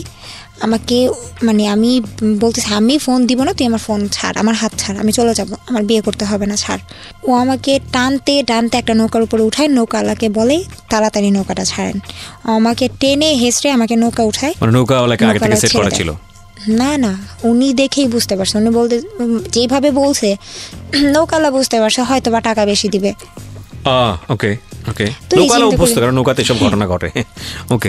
তো নৌকাটা পানির মাঝখানে নিয়ে গেল। তখন তো আমার ব্যাক করার কোনো ওয়ে নেই। তো ও আমাকে মানে ফোন চাচ্ছে আর প্রচণ্ড রকমভাবে মারতেছে। আমি দিচ্ছি না, ও আমাকে মারতেছে। মানে আমার এমন অবস্থা হয়েছে, আমি নৌকার মধ্যে আমি প্রায় সেন্সলেস হয়ে যাব অবস্থা। মানে কতগুলো থাপ্পড় দিছে আমার মনে নেই, কিন্তু মানে আমার অবস্থা খুব খারাপ হয়ে গেছে। তারপর ফোন দিলাম, ও মানে লক করা ছিল, পাটাম দেওয়া ছিল, ওইটা খুলতে পারতেছে না। তো আরও রাগ, আমি নিয়ে ফোন চাইছে, ফোন দিছি। এখন ওইটার জন্য আরও রাগ, আরও বেশি মার শুরু করছে। এখন আমি এক পর্যায়ে সহ্য করতে না পেরে ওর পায়ে ধরছি, প্লিজ আমার এইভাবে মাইরো না, আমি ফোনের লক খুলে দিচ্ছি, আমি আর সহ্য করতে পারতেছি না। তো পা ধরার পর বলতেছে তুই পা না ধরে তুই ফোন খোল। তারপর আমি মারতেছে আর বলতেছে। তো তারপর আমি মাফ টাফ চাইতেছি, দেখো তুমি আগে মারা বন্ধ করো, আমি দিচ্ছি। তারপর ফোনের লকটা খুলে দিলাম, ও সব কিছু ডিলিট করলো, সব কিছু ডিলিট করার পর ওর আমার ফোনের মধ্যে ওর জিমেল অ্যাড করলো যেন আমি কি করি না করি সব যেন ও দেখতে পারে। তো যাই হোক, আমি জিমেল মানে হচ্ছে গুগল ড্রাইভের লিঙ্কটাই করে দেওয়া, তার মানে আপনি ছবিতে যা তা তুলবেন ওর পার্সোনাল ড্রাইভে গিয়ে সেভ হবে। হ্যাঁ, তারপর বলতো যে তখন সেই দিনও মানে যখন ডিলিট করলো ওর মন শান্তি হলো, তখন ওই অবস্থায় আমাকে আদর টাদর করে চলো চলো চলো থাক আর কোনো দিন মারবো না, মাফ করে দাও বলে আবার সেই কফি শপে নিয়ে গেল। ওইখান থেকে আবার কফি শপে নৌকা থেকে গিয়ে আবার সেই অকাম। তারপর ওইখান থেকে আমার তো অবস্থা অনেক খারাপ, আমার ফ্রেন্ডের বাসায় নিয়ে গেল। প্রিয় শ্রোতা, ওর দিকে আঙ্গুল তুলবেন না। আমি জানি যে অনেকেই কমেন্টস করছেন, আজে বাজে কথা বলছেন ওর দিকে। প্লিজ, একজন মানুষের দিকে আঙ্গুল তোলার আগে নিজের দিকে আঙ্গুলটা তোলেন। ও কিন্তু এখানে সেলিব্রিটি হতে আসে নাই। হ্যাঁ, ও আপনাদেরকে সচেতন করার জন্য আসছে। ওর জীবনে তো এসব ঘটেছে। এমন হতে পারে যে এর চেয়েও ভয়ানক ঘটনা নিয়ে আপনি হয়তো বা গল্পটা শুনছেন। সুতরাং ওকে জাজমেন্টে যায়েন না, আপনারা নিজেরা সতর্ক হন। এবং এমনও হতে পারে যে মেয়েটি আজকে শুনছেন তার ঘটনা হয়তো বা এর চেয়েও ভয়ানক রকমের, যাতে বিপদে না পড়েন সেজন্যই এটা প্রচার করা হচ্ছে। সুতরাং ওর দিকে আঙ্গুল তুলেন না, নিজেরা সতর্ক হন। ওকে ধন্যবাদ দেন যে ওর নিজের জীবনের এত বড় একটা ঝুঁকি নিয়ে হলেও আপনাদেরকে বলে আজকে লাখ লাখ মানুষের সামনে কালার হয়েও আপনাদেরকে সতর্ক করতে এসছে। জি বলুন।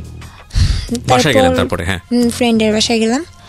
তো আমার ফ্রেন্ড বলতেছে তোর কি হয়েছে যে ফেস এমন ফুলে আছে, চোখ টোকেরই অবস্থা কেন?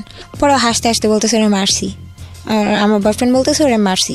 তারপর বললো যে যাক তুমি উল্টাপাল্টা করছো, তুমি রাগ দেখাইছো এই জন্য মার খাইছো, আগে ডিলিট করলে কি হইতো? আমি বলছি তোমার ইচ্ছাই ছিল এটা না, তুমি আমাকে আনবা এগুলো ডিলিট করবা। তারপর গেল ওইখান থেকে। তারপর আবার বিয়ের ডেট দিল যে এই ডেটে বিয়ে করবো, আবারও করলো না। এরকম করতে করতে দিন যাচ্ছে আর ওর রাগ বাড়তেছে, কিছু হলেই গায়ে হাত তুলে। ইয়াবা তখনও নিচ্ছে? তখনও পর্যন্ত নিচ্ছে, তখন পর্যন্ত নিচ্ছে। ওকে শুধু ইয়াবাই নিত না অন্য ড্রাগও নিত? না, শুধু ইয়াবা। আপনি দেখতেন ইয়াবা, কিন্তু আপনি তো জানতেন না। কিন্তু প্রচন্ড পরিমাণে বিয়ার খায়, এখনো পর্যন্ত খায়। Okay fine. বিয়ার মানে কি শুধু নর্মাল বিয়ার না অ্যালকোহলিক বিয়ার? অ্যালকোহলিক বিয়ার, তার মানে সে ড্রিঙ্কসও করে। তারপর গায়ে হাত তোলার বিষয় নিয়ে হাত তোলা শুরু করলো। তারপর হঠাৎ করে মানে এরকম বিয়ের ডেট পিছাচ্ছে। এর মধ্যে আমি একটা জিনিস বাদ রেখে আসছিলাম। আমি যখন দেশের বাইরে ছিলাম ও আমার সাথে চ্যালেঞ্জ করছিল আর ওর একটা ফ্রেন্ডকে নিয়ে, যে তুই যদি ওকে মানে কনভিন্স করতে পারোস তাহলে তুই যা চাবি তাই পাবি। কাকে কনভিন্স করতে পারি? ওর একটা ফ্রেন্ড, ওর এই ফ্রেন্ডটা অনেক সুন্দর। ওর একটা ফ্রেন্ডকে কনভিন্স কিসের নিয়ে কনভিন্স? রিলেশনে জড়াতে পারি যদি মানে একটা আমি বিষয়টা বুঝিনি, মানে কে কাকে চ্যালেঞ্জ করেছে? যে তুই আমার এই ফ্রেন্ডকে পটায় দেখা। আচ্ছা, যদি পড়াতে পারিস তাহলে যা চাবি তাই পাবি। আমি বলছি আমি কিছু চাই না, তুই আমাকে বিয়ে করবি। বলছে হ্যাঁ করবো। ওকে। তো ওই ছেলেকে আমি এক পর্যায়ে একেবারে স্বাভাবিক, একটা ছেলে যত ভালোই থাক, একটা মেয়ে যদি ইমোশনাল হয়ে বা ওর সাথে যদি কন্টিনিউ কথা বলে, ওই ছেলেটা তার প্রতি ইচ্ছা কেন জানি না। কারণ ওর এই ফ্রেন্ডটা নাকি অনেক মানে মুড দেখায়, কথা মানে কোনো মেয়ের সাথে কথা বলে না। তারপর আমি বলছি কোনো মেয়ের সাথে কথা বল না। আচ্ছা ঠিক আছে, এটা আপনাকে বলেছে। আপনারা এই বিষয়গুলো একটু খেয়াল করবেন প্রিয় শ্রোতা, কারণ উদ্দেশ্যটা কি সেটা কিন্তু আমরা এখন পর্যন্ত জানি না। সামনের দিকে গেলে বিষয়টা আমরা ক্লিয়ার হব। ওকে, এবং এই উদ্দেশ্যটা হয়তো বা অন্য কোনো কিছু হতে পারে, যেটা ওকে বলেছে সেটা নাও হতে পারে। একটু সামনের দিকে গেলে হয়তো বা সেটা পরিষ্কার হবে। আচ্ছা, তো আপনি কি করেছিলেন সে কথা শোনার পরে? ওই ফ্রেন্ডের সঙ্গে ছেলের সাথে কথা বলা শুরু। কথা বললে তো একটা ছেলে পড়ে যাবে, বিষয়টা এরকম না। একটা না মানে কথা বলতে থাকি, ছেলে আমাকে জিজ্ঞেস করে তুমি রিলেশন আছে? আমি বলছি না আমার কোনো রিলেশন নাই, আমি একা একা থাকি। মানে আমার দুর্বলতাগুলো দেখাতাম, আমি একা একা থাকি। ওই ছেলের সঙ্গে আপনার কি ধরনের কনভারসেশন হতো? আমি কি ধরনের বলতে বোঝাচ্ছেন আপনি যেটা করেছেন? বয়ফ্রেন্ডের চাইতে কম, ফ্রেন্ডের চাইতে বেশি। এই ছেলের সাথে তো জাস্ট এমনিতেই কথা বলতাম, ইমোশনালি ব্ল্যাকমেল করা যেটা আর কি। আচ্ছা, ওই ছেলেকে কোন ধরনের স্ন্যাপ পাঠানো, ও কোন ধরনের স্ন্যাপ পাঠানো, এগুলোর মধ্যে গেছেন কি? না না, এরকম কিছু না। ফ্রেন্ড একসময় পড়ে গেল আপনার প্রতি? হ্যাঁ, তারপর? হ্যাঁ, পড়ে গেল বলতে ছেলে কিন্তু প্রপোজও করে নাই, দুর্বল হয়ে গেছে আপনার প্রতি। মানে এমনিতে কথা চলতেছে, মানে আমি বুঝতেছিলাম হ্যাঁ এই ছেলেটা প্রপোজ করতে পারে, করবে। তার মধ্যে আমি দেখতেছি যে পাপ্পুর মন মেজাজ অন্যরকম। তখন আমি এই ছেলেটাকে সব সত্যি বলে দিলাম যে আসলে দেখো ভাইয়া, আসলে আমাকে তোমার ফ্রেন্ড আমাকে বলছিল আমি চাই না, আমি পারি না এগুলা, আমি তোমারে হার্ট করতে পারবো না। এই ঘটনাটা আপনি এখন কেন বলতেছেন? মানে এটা দ্বারা কি দাঁড়ায়? আমি তো তারপর ওই যে কেন আমি ওর সাথে কথা বললাম এইটা ওর মাথায় ছিল। হ্যাঁ, এখন আমি যখন ওই যে দেশের বাইরে থেকে যখন আসলাম তখন একদিন ওর ফ্রেন্ডদের সাথে আমাকে পরিচয় করায় দিতেছে, ফ্রেন্ডের সাথে রাস্তায় দেখা হয়েছে। তো এই ফ্রেন্ডের সাথে দেখা হয়, যেই ফ্রেন্ডের সাথে আমি ফোনে কথা বলছি, তো এই ফ্রেন্ডের সাথে দেখা হয়। সেদিন ওই ফ্রেন্ডের নাকি বার্থডে ছিল। তো আমি জাস্ট বলছি ভাইয়া হ্যাপি বার্থডে টু ইউ। এটা আমি কেন বললাম, মানে এই ছেলের সাথে আমার ফোনে আগে কথা হয়েছিল, এই ছেলের সাথে আমি কেন কথা বলবো, এইটা বলছি এই জন্য, এই কথাটা বলার জন্য ও আমাকে যে কি করলো, সবার সামনে অপমান করলো, সবার সামনে, ওই ছেলের সামনেই, সবার সামনে। ছেলেদের সাথে কথা না বললে তোর ভাল লাগে না, এইটা সেটা। আমি খারাপ কি করলাম? ক্রেজি ছিল। এবং এটা খুব স্বাভাবিক যে ধরনের ড্রাগ নিত এবং যেভাবে ওর লাইফস্টাইল ছিল সেখানে হয়তো এই বিষয়গুলো খুব স্বাভাবিক।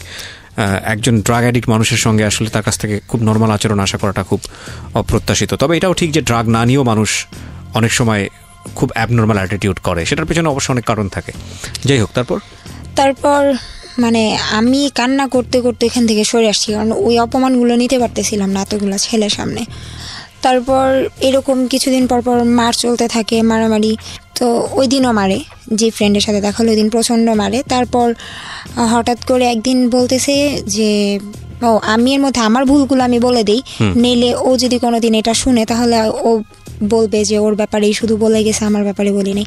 আমার দোষগুলো হচ্ছে এটাই যে আমি যখন ও আমাকে মারতো বা ও আমার সাথে এরকম খারাপ ব্যবহার করতো, আমি সহ্য করতে না পেরে আমি চাইতাম ওর থেকে সরে যেতে। তো সরে যাওয়ার জন্য আমি অন্য কারোর সাথে রিলেশনে জড়াতে চেতাম, যে আমি যাই ওর সাথে অন্য সনের সাথে রিলেশন। সেটা আপনার জায়গা থেকে খুব স্বাভাবিক না, কারণ আপনি তো আপনার বাবা মাকে এরকম দেখেছেন, গায়ে হাত তুলছে, মারামারি করছে। হ্যাঁ, এবং আমিও খুব অবাক হচ্ছি যে এই সেম জিনিসটা দেখার পরে আপনি বিয়ের আগে সেম একই জিনিস পাচ্ছেন, তারপর এই ছেলেটাকে আপনি কেন বিয়ে করতে চাইবেন? আপনার তো একবার হওয়ার পরই এখান থেকে সরে আসার কথা। হ্যাঁ, তারপর হচ্ছে কারণ আমি ওকে অনেক লাভ করে ফেলছি। তারপর মানে আমার ভুলগুলো হচ্ছে যে আমি অন্য ছেলেদের সাথে কথা বলতাম, ওর ওই যে ওর জিমেলটা অ্যাড করা ছিল, ও দেখতো, ও আমার ফোনের কল লিস্ট ওর ওইখানে যেত। তো যার যার নাম্বার পেতো সবাইকে ফোন দিয়ে বলতো যে মম আমার গার্লফ্রেন্ড, আর সবাইকে আমার ছবিগুলো দিয়ে দিত, নিউড পিকগুলো দিত, যে দেখেন ওর সাথে আমার এত কিছু। নিউড পিকগুলো দিত সবাইকে? হ্যাঁ, সবাইকে বলতে যার সাথে আমি একটু মানে রিলেশনে যেতে চাচ্ছি, মানে কোনো ফ্রেন্ডলি রিলেশন নেই, আমি চাচ্ছি ওর সাথে রিলেশনে জড়ায় যাব, আমি আমার এই বয়ফ্রেন্ডের থেকে সরে যাব, এটা চেষ্টা করলেই ওই কাজটা করতো। তো তখন আর আমি কারোর সাথে কথা বলতাম না, তখন আমার তো মুখই থাকতো না ওই ছেলের সাথে কথা বলার, আর কি কথা বলবো। তারপর একটা পর্যায়ে গিয়ে আমি একটা জব নেই ওয়ারিতে, তো একটা ভালো একটা শপে জব নেই। ওইখানে আমার মানে যে ম্যানেজার ছিল একটা মেয়ে, আমার ভালো ফ্রেন্ড ছিল, আমার সাথে ঝগড়া হয়ে ও আমার এই ফ্রেন্ডকে এই ছবিগুলো দিয়ে দেয়, আমার এই ছবি। আমার ফ্রেন্ড, আমি মানে প্রচণ্ড রকমের কান্না করি, বলতেছে দেখ দেখ এটা তুই, কত জঘন্য দেখতে তুই, মানে এই কথাগুলো আমাকে বলে আমার ফ্রেন্ড। তো বলতেছে তোর এইভাবে কথাগুলো বলার কারণ হয়েছে এটাই, যেন তুই ভুল কেন করলি, তুই এটা কেন করলি। তো তখন আমি ওরে বলছিলাম, আচ্ছা তুমি যে কাজটা করছো, একটা মেয়ে আর একটা মেয়ের সুখ কখনো দেখতে পারে না, আজকে না হোক কালকে যদি ওর সাথে আমার ঝগড়া হয় আর ওর যদি এটা দিয়ে আমার সাথে ব্ল্যাকমেল করে, ঠিক তার কিছুদিন পরে মেয়ের সাথে আমার ঝগড়া হয়েছে। ওই মেয়েটা আমাকে বলতেছে তোর এগুলো আছে, তোর কি মনে আছে? আমার কাছে কিন্তু আছে, আমি এগুলো দিয়ে কিন্তু তোর অনেক ক্ষতি করতে পারি। আমার আর কিচ্ছু বলার ছিল না, আমি মাথা নত করে ওইখান থেকে চাকরি ছেড়ে চলে আসছি। তো একটা ছেলের সাথে আমি রিলেশন করতে চাই, এরকম ওর থেকে আমি সরে যাব। তো একদিন আমার মনে আছে, সত্যি কথা, আমি ওই ছেলের সাথে রিস্কায় বসছিলাম, হাত ধরেই বসেছিলাম। রিস্কায় বসছিলাম বলতে আমি রিস্কা উঠতে পারি না, এখনও পর্যন্ত পারি না, আমার ভয় লাগে। তো আমি ছেলেটা হাত ধরে বসছিলাম, এটা ওকে আমি সত্যিটাই বলছি যে হ্যাঁ। তো এইটা জানার পর ওই ছেলেটাকেও আমার নিউড পিক দেওয়ার পর ওই ছেলে আমার এলাকায় এসে আমাকে থ্রেট দিয়ে যায় যে এই তুই কারে বিলিভ করছস, কোন ছেলের সাথে রিলেশন করছস, আজকে আমি যদি চাই তাহলে তোর এমন অবস্থা করবো, তোর প্রস্টিটিউশন করা ছাড়ার কোনো উপায় থাকবে না। এই ছেলেটা এইভাবে আমাকে গালাগালি করে যায়, তুই খারাপ, এটা সেটা এগুলো বলে। তারপর এই ইম্প্যাক্টগুলো খেয়াল করবেন প্রিয় শ্রোতা, যে ও কী পরিমাণ একটা জায়গায় বন্দি হয়ে গেছে এবং ওকে এই ছবিগুলো দিয়ে কী পরিমাণ ব্ল্যাকমেল করা হচ্ছে। একটা হচ্ছে যে শাস্তি দেওয়ার, একটা হচ্ছে পুরো জীবনটাকেই একটা খাঁচার মধ্যে বন্দি করে ফেলা, এবং সে কাজটা কিন্তু এই ছেলেটা ওকে করছে। এবং ও ইমোশনালি বারবার এই ছেলেটার কাছে ফিরে আসতেছে, কোনো উপায় নেই বলে। হ্যাঁ, উই পোকা যেরকম আগুন দেখে আগুনের উপর ঝাঁপায় পড়ে, তারপরে দুটো পাখা হারায় সুরসুর করে ওখান থেকে ফিরে আসে অথবা মারা যায়, ওর অবস্থা হয়েছে ঠিক সেরকম। বলেন তারপর ওর থেকেও সরে গেলাম। সরে যাওয়ার পর লাস্ট আমি একটা ছেলের সাথে রিলেশন করি, ওই ছেলেটা আমার সব জানতো, আমি ছেলেটাকে সব বলছি যে আমার এগুলো হয়েছে, ও আমার সাথে এরকম ব্যবহার করে। সব কিছু জানার পর ছেলেটা আমাকে প্রচণ্ড রকমের লাভ করে। তো এই ছেলেটা মানে সব জেনে শুনে ও আমাকে প্রেম করতে চায় না, আমাকে বিয়ে করতে চায়। তো একদিন ওর সাথে আমি মিট করার পর মানে সব কিছু বলার পর আমি অনেক কান্না করি, মানে কান্না পেয়ে যায়। তো ওই ছেলেটা আমাকে বলে যে আমি তোমার সাথে প্রেম করব না, আমি তোমাকে বিয়ে করব। তো সেই দিনের পরে আরেকদিন মিট হয়, তখন দুষ্টামি করতে করতে সত্যি কথা যেটা, আমি ওই ছেলের গালে একটা কিস করি। ছেলেটাই বলছিল ওর ফ্রেন্ডদের সামনে, ওর ফ্রেন্ডরা বলতেছিল আমার ভাবি, বলতেছে তোর ভাবি হয় না, আমার বিশ্বাস হয় না এটা আমাদের ভাবি।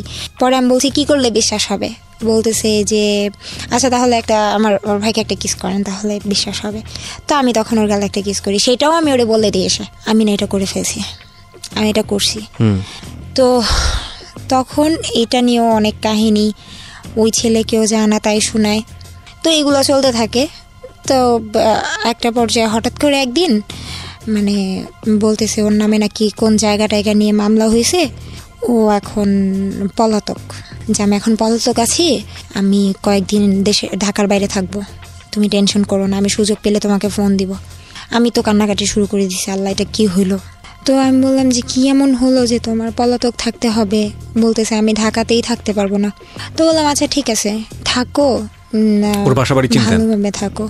না বাসা বলতে ওর বাসা চিনতাম না, এমনিতে ওর জানতাম যে ওইখানে থাকে। তো ওর তারপর হঠাৎ করে মানে 2-3 দিন যায়, ফোন দেয় না।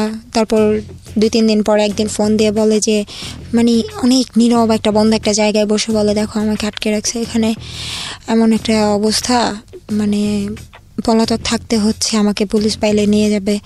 সে কেন, জায়গা নিয়ে কি হয়েছে আমাকে বলো। বলতেছে যে আসলে জায়গাটা যার থেকে নিয়েছে এটা নিয়ে একটু প্রবলেম হয়েছে। আচ্ছা ঠিক আছে। তারপরে একটানা 2 সপ্তাহের মতো কোনো নেই, খবর নাই, একেবারে টোটালি কথা বন্ধ।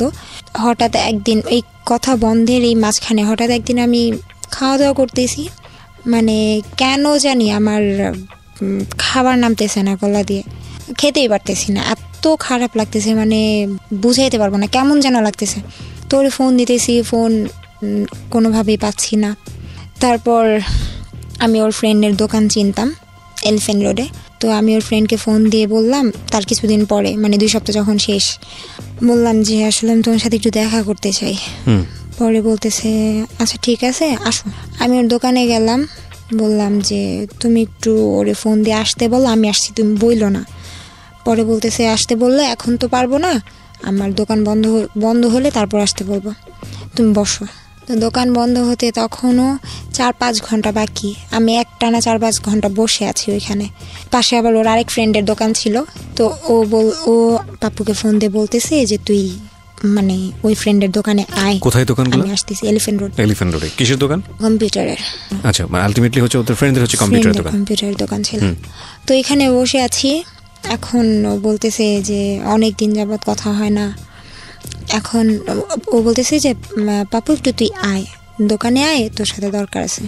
তো অন্য একটা ফ্রেন্ডের দোকানে ও আসছে শুনলাম। তো এখন আমি এই ফ্রেন্ড যার কাছে আমি আসলাম, আমি তারে বলতেছি যে ও আসছে, বলতেছে চলো তুমি।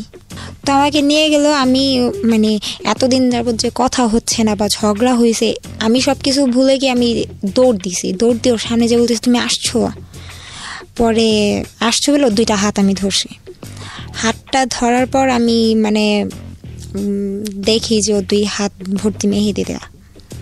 তো তখন আমি মানে কেন জানি নিজের মন থেকে হঠাৎ করে মুখ দিয়ে বলে ফেলছি তুমি বিয়ে করছো।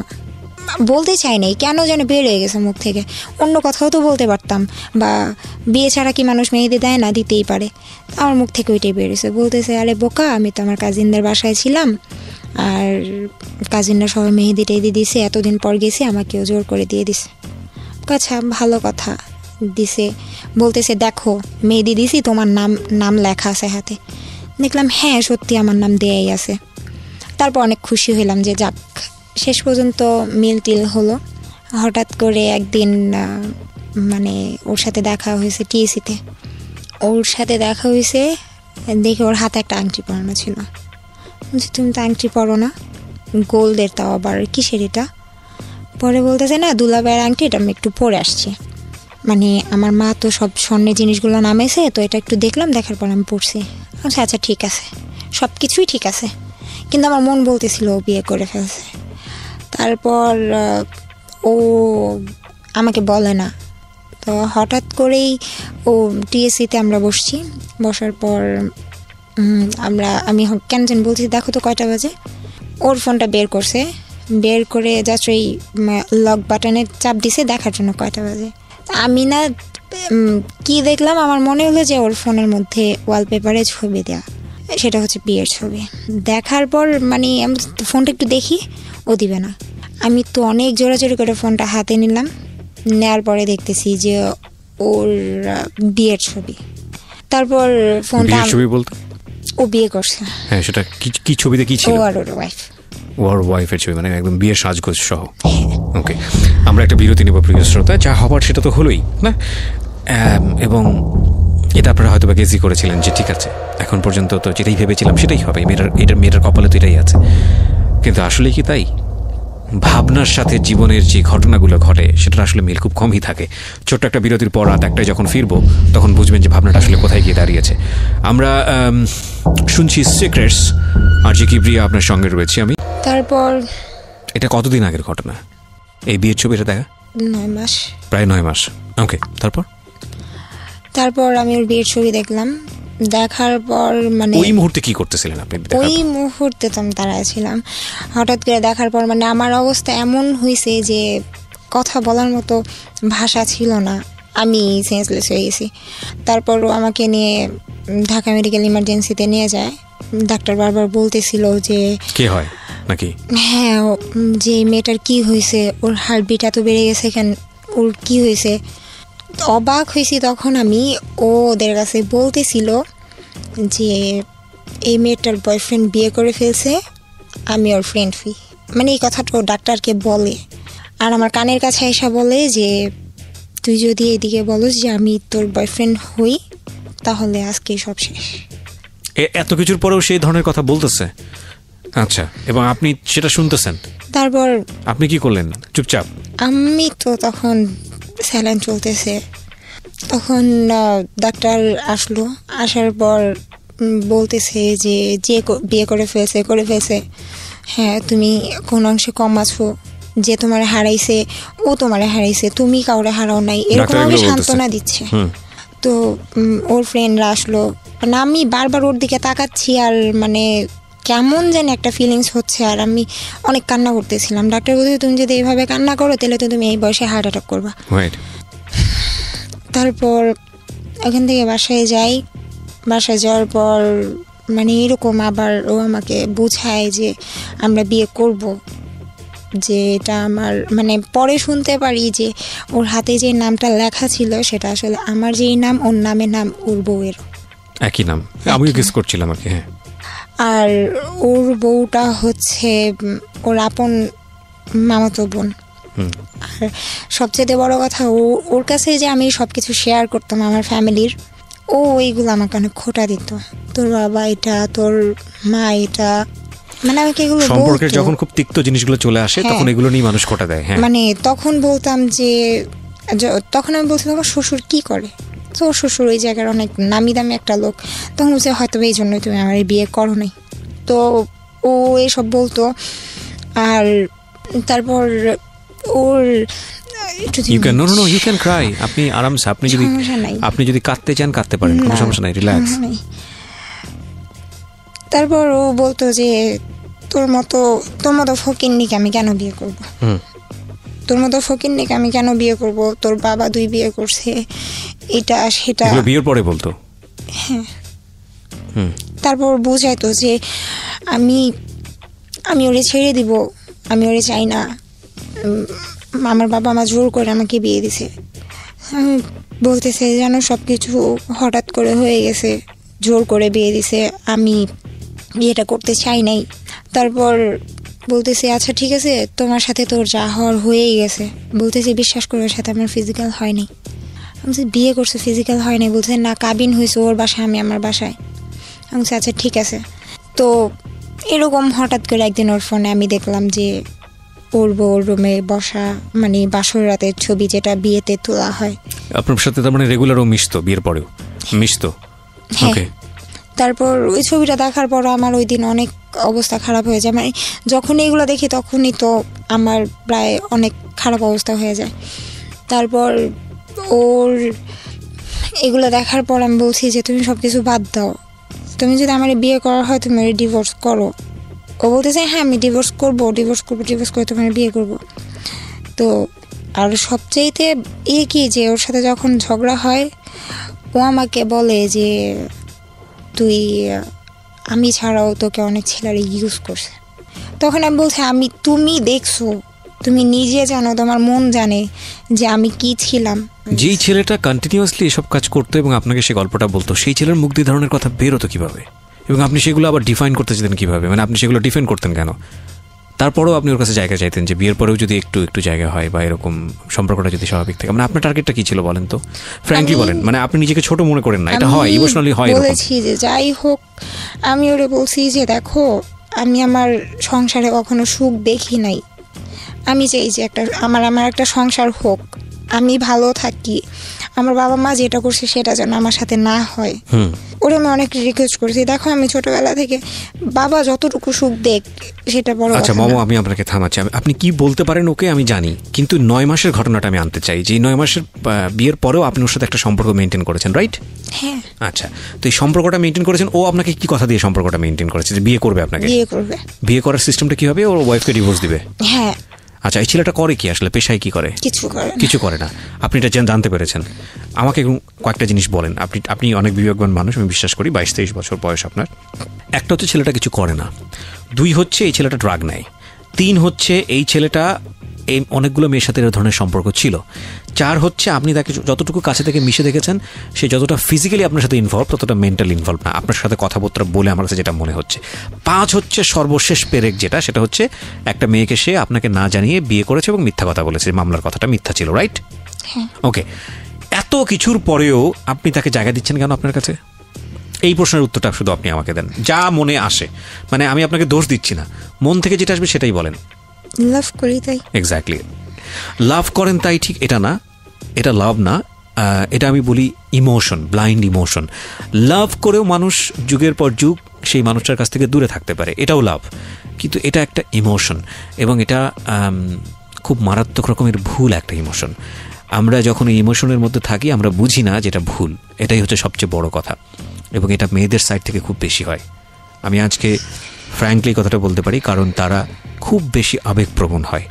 এবং একটা কথা আছে না যে আমার এক বন্ধু বলেছিল এক সময় যে একটা মেয়েকে যদি খুব সুন্দর করে যদি ডিরেক্টলি প্রপোজ করো, I want to make something special time with you, মেয়েটা হয়তো তোমার গালে ঠাস করে একটা চড় লাগিয়ে দেবে। কিন্তু তুমি যদি সুন্দর করে 5টা কবিতা নিয়ে গিয়ে তাকে যদি লিখিয়ে বলো যে আমি আসলে এই ধরনের একটা সময় চাচ্ছি তোমার কাছ থেকে, সে তোমাকে সময়টা দিবে, because naturally they are like this. So ওই জায়গাটা থেকে একটা মেয়ের হয়তো ভুল করাটা স্বাভাবিক, কিন্তু ভুলের তো একটা লেভেল থাকে। আমরা মমর দিকে আঙ্গুল তুলতে যাই না, এরকম ভুল হয়, অনেক মানুষেরই হয়। আপনি এখনো কি তাকে লাভ করেন? মানে তাকে নিয়ে আপনি এখনো ঘর বাঁধার স্বপ্ন দেখেন? মানে এত কিছুর পরে, বিয়ের আগে আপনার গায়ে হাত তোলা, আপনাকে বাদ দিয়ে আরেকটা মেয়েকে বিয়ে করা, এত খোটা দেওয়া, এত কিছু করা, তারপরেও আপনি ওকে নিয়ে সংসার করার চিন্তা করছেন এবং সেটা আপনার জীবনের একটা পূর্ব অভিজ্ঞতা আছে আপনার বাবা মাকে নিয়ে, তারপরেও মানে এতটা বেশি ইমোশনাল কি আসলে হওয়া উচিত? কি পেয়েছেন জীবনে, কি পেলেন এটা করে আসলে? ওর ওয়াইফ জানে আপনাদের সম্পর্ক? সবাই জানে। বোনকেও একদিন আমাদের ছবি মানে না পেরে যে আপু ওর বিয়ের আগে যে আপু দেখো তুমি তো একটা মেয়ে মানুষ, তুমি বুঝো, ওর ছাড়া আমার পক্ষে সম্ভব না। ওর বোন আমাকে বলছে যে তুমি যদি ভালো মেয়ে হতো তুমি কোনোদিন এটা করতে না আমার ভাইয়ের সাথে। সবাই মেয়েদেরকেই দোষটা দেয়, সবাই মেয়েদেরকেই দোষটা দেয়। এটা তো আসলে আমাদের সমাজের একটা নিয়ম হয়ে গেছে। মনে করে সবাই যে একটা মেয়ে যদি না চায় তাহলে এটা সম্ভব না। হ্যাঁ, হয়তো কথাটা সত্য, কিন্তু দ্বিপাক্ষিকভাবেই জিনিসটা আসলে অপরাধী হওয়ার মতো বিষয়। হ্যাঁ, তোর ওয়াইফ জানে বিষয়টা? বিয়ের আগে জেনেছে না বিয়ের পরে জেনেছে? বিয়ের আগে থেকে সবাই জানতো। ওর ওয়াইফও জানতো বিয়ের আগে থেকে বিষয়টা? সবাই জানতো। তারপর ওকে বিয়ে করেছে।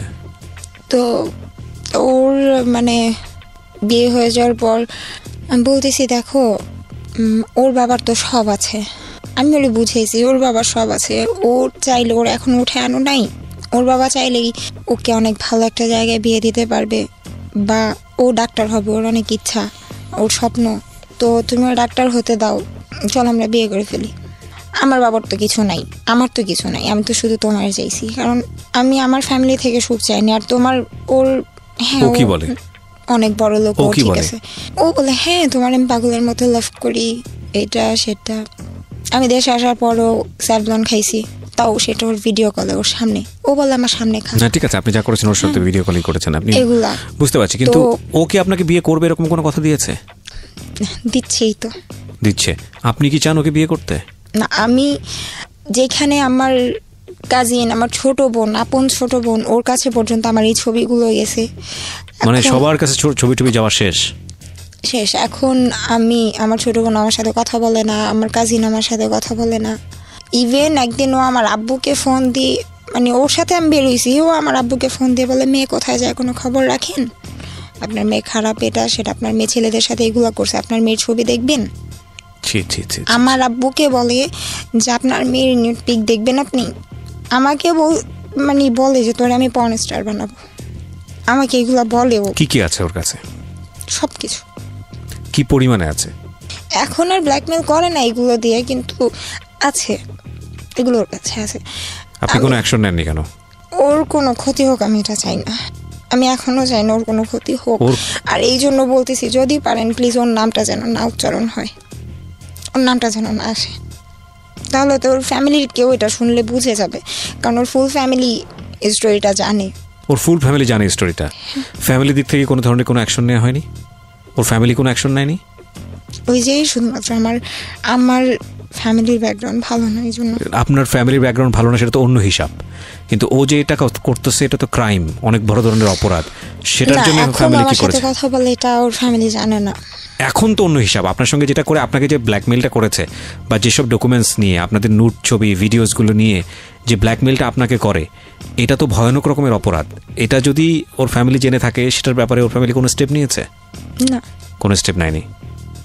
আমাকে দোষ দিচ্ছে। আপনি কি স্টেপ নিয়েছেন? লিগ্যালি আপনি কি স্টেপ নিয়েছেন? কিছু না। কখনো থানা পুলিশ করেছেন? না, করতেও চাই না। আমি কিছুদিন আগেও ও বলতেছে যে ও কুমিল্লা, মানে ওর ফ্যামিলি নাকি ওরে নিয়ে কুমিল্লা গেছে, ও বলতেছে আমি একা একা আসছি, এদিকে অবস্থা। আমি তার কিছুদিন পরে ওর বউয়ের আইডিতে দেখি ও আর ওর বউ একসাথে হাত ধরে হাঁটতেছে, এই ছবিগুলো পোস্ট করছে। তো বুঝতেই তো পারছেন, তারপর আপনি ওর পিছনে কেন লেগে থাকেন? আমি তো ওর বিয়ের পরে আসি নাই, আমি ওর বিয়ের আগে আসছি, সো আমি ওর ছাড়তে পারবো না। আপনাকে আমাদের কিছু বলার নাই, কারণ আপনি নিজের জায়গা থেকে সমস্ত রকমভাবে সারেন্ডার করে আছেন। তবে এটা একটা সিচুয়েশন, প্রিয় শ্রোতা, ইটস আ সিচুয়েশন। এটা হতে পারে, এমনভাবে জড়ানো উচিত নয় যেই জড়ানোটা শুধু আপনাকে না আপনার পরিবারকে শেষ করে দিতে পারে। ও স্বেচ্ছায় এগুলা করেছে এবং ও এক ধরনের স্বীকারোক্তি দিয়েছে আজকের এই অনুষ্ঠানে, এবং এটা এক ধরনের বড় ধরনের সুইসাইড নিজেকে। আমি ওকে বেঁচে থেকেও মরে যাওয়া। ওর দিকে আঙুল তুলবেন না, ওকে হয়তো অনেকে গালি দিচ্ছেন, ওকে হয়তো অনেকেই বোকা বলতেছেন, কিন্তু এর চেয়েও ভয়ানক পরিস্থিতি আপনাদের হতে পারে। এই ইমোশন নামক বিষটা যারা পান করে এবং লজিকের ধারে কাছে থাকে না, তাদের জীবনটা অনেক ভয়াবহ হতে বাধ্য। আমাদের আজকের এই যে মমো, সেই মমো হচ্ছে তার বেস্ট এক্সাম্পল। ইমোশন থাকবে, কিন্তু সেটার একটা সুন্দর শেপ থাকবে। সেই শেপটা যদি না থাকে, তাহলে ইমোশন আপনাকে কিল করবে। Emotion is a power, and power is nothing without control. এটা কিন্তু আমার কথা না, এটা খুব বিখ্যাত একজন মনীষীর কথা। শক্তি আপনার কাছে আছে, সেই শক্তি যদি নিয়ন্ত্রণ করার ক্ষমতা না থাকে, তাহলে সেই শক্তি আপনাকে কিল করবে। ঠিক সাপের মতো, সাপ ছোবল দেয়, সেই সাপটাকে যদি আপনি ম্যানেজ করতে না পারেন, তাহলে সাপ কিন্তু আপনাকে মেরে ফেলবে। আর যদি ম্যানেজ করতে পারেন, তাহলে আপনার মধ্যে বিশেষ ক্ষমতা আছে, মানুষজন আপনাকে সেই জায়গা থেকে, দৃষ্টিভঙ্গি থেকে দেখবে। সো কেন বললেন আপনি আজকের এই সিক্রেটসগুলো লাখ লাখ মানুষের সামনে? বললাম কারণ আমি এখন তো আর দেশে থাকার মতো কোনো ওয়ে নাই, কারণ আমি না পারতেছি ওরে ছাড়া থাকতে, না পারতেছি ওরে নিয়ে থাকতে, কারণ ও আমাকে বিয়ে করতেছে না, বলতেছে করব, করে না। এতদিন বলছে ডিভোর্স করবে, এখন বলে যে ডিভোর্স করতে পারবো না, ওর জায়গায় থাকবে, তুমি যদি বিয়ে করো তো করতে পারো। তার মানে আমি যদি ভুল না করে থাকি, ও বৈবাহিক সম্পর্কে যাওয়ার পরেও আপনাদের মধ্যে অনৈতিক সম্পর্ক আছে? হ্যাঁ। আর লাস্ট কবে হয়েছে এই সম্পর্কটা, এখানে আসার? আপনি আজকে এখানে বসে আছেন সেই হিসেবে পরশুদিন। কত পরশু? না সরি, গতকালকে। গতকালকে, মানে গতকালকে আপনার সঙ্গে ধরনের সম্পর্ক ছিল। আপনি যখন বিরতিতে ছিলাম তখন আপনাকে একটা ছেলে বারবার ফোন দিচ্ছিল, এই ছেলেটাই সেই ছেলে? কি জানতে চাচ্ছিল? কোথায় এসেছেন? আমি কোথায় আসছি, কই গেছি, ও ভয় পেতেছে আমি ওরে ফাঁসায় দিয়ে বলতেছে ওইখান থেকে যদি কোনো ফোন আসে তাহলে তোর জন্য ভালো হবে না। আপনার বাবা মা আপনাকে কি বলে? সবাই তো জানে বিষয়গুলো। আমার বাবা মা কিছু মানে বলার মতো তোর মুখ নাই, কারণ আমি তো কারো কথা শুনি না। এক্স্যাক্টলি, আপনি যে পরিমাণ ক্রেজি তা তো কেউ। ওরে আমি বলছি যে দেখো আমি তোমারে এতটাই লাভ করি, যেটা সত্যি কথা, আমি সবার সামনে বলতেছি যে আমার আল্লাহ আর আমার নবীজির পরে যদি আমি কাউরে লাভ করে থাকি সেটা হচ্ছে ওরে লাভ করি। আর ওর জন্য যদি আরও কিছু করতে হয়, আর ও যদি কোনো দিন আরও 2-4টা বিয়েও করে, আর যদি বেবিও হয়ে যায়, তারপরেও যদি বলে যে মামা আমি সব কিছু ছেড়ে দিছি, আমি তোমারে চাই, আমি তারপর ওরে বিয়ে করব। আর এখন আমার বাইরে যাওয়ার কারণ হচ্ছে থাকতে পারতেছি না দেশে, 2 দিন পর পর এগুলো দেখতে পারতেছি না, সহ্য করতে পারতেছি না। দূরে গেলে হয়তো বা অন্য কিছু নিয়ে ব্যস্ত থাকবো, ও থাকুক ওর মতো। এই শেষ জায়গাটা থেকে আমি কয়েকটা লাইন যোগ করে দিই আজকের এই অনুষ্ঠানে। ও যে ইমোশনের মধ্যে আছে আমি আপনাকে লিখে দিচ্ছি, ও ইমোশনের মধ্যে থাকবে না, ডেফিনেটলি থাকবে না। ও একটা ঘোরের মধ্যে আছে। ও যেটা বললো না অনেক কিছু নিয়ে ব্যস্ত হয়ে যাব, ওর বয়স মাত্র 22। ও যদি ব্যস্ত হতে পারে, ও যদি একটা ভালো সময় পাস করতে পারে, ও যদি এমন কোনো কিছু নিয়ে ব্যস্ত হতে পারে যেটার প্রতি ওর আগ্রহ আছে, তাহলে এই ছেলেটাকে ও ভুলে যাবে এক সময়। কিন্তু যেই জিনিসটা ওর মধ্যে থেকে যাবে, যেই ভয়াবহ জিনিসটা ওকে হয়তোবা একটা সুস্থ জীবনে কখনোই ফিরতে দেবে না, সেটা হচ্ছে এদের সময়কালীন যে ডকুমেন্টসগুলো। এবং এই ডকুমেন্টসগুলো একটা সময় হয়তোবা ও ওই ছেলেটাকে শুধু ঘৃণাই করবে, শুধু হেটই করবে, কিন্তু এই ডকুমেন্টসগুলো পুরো জীবনটাকে শেষ করে দিতে পারে।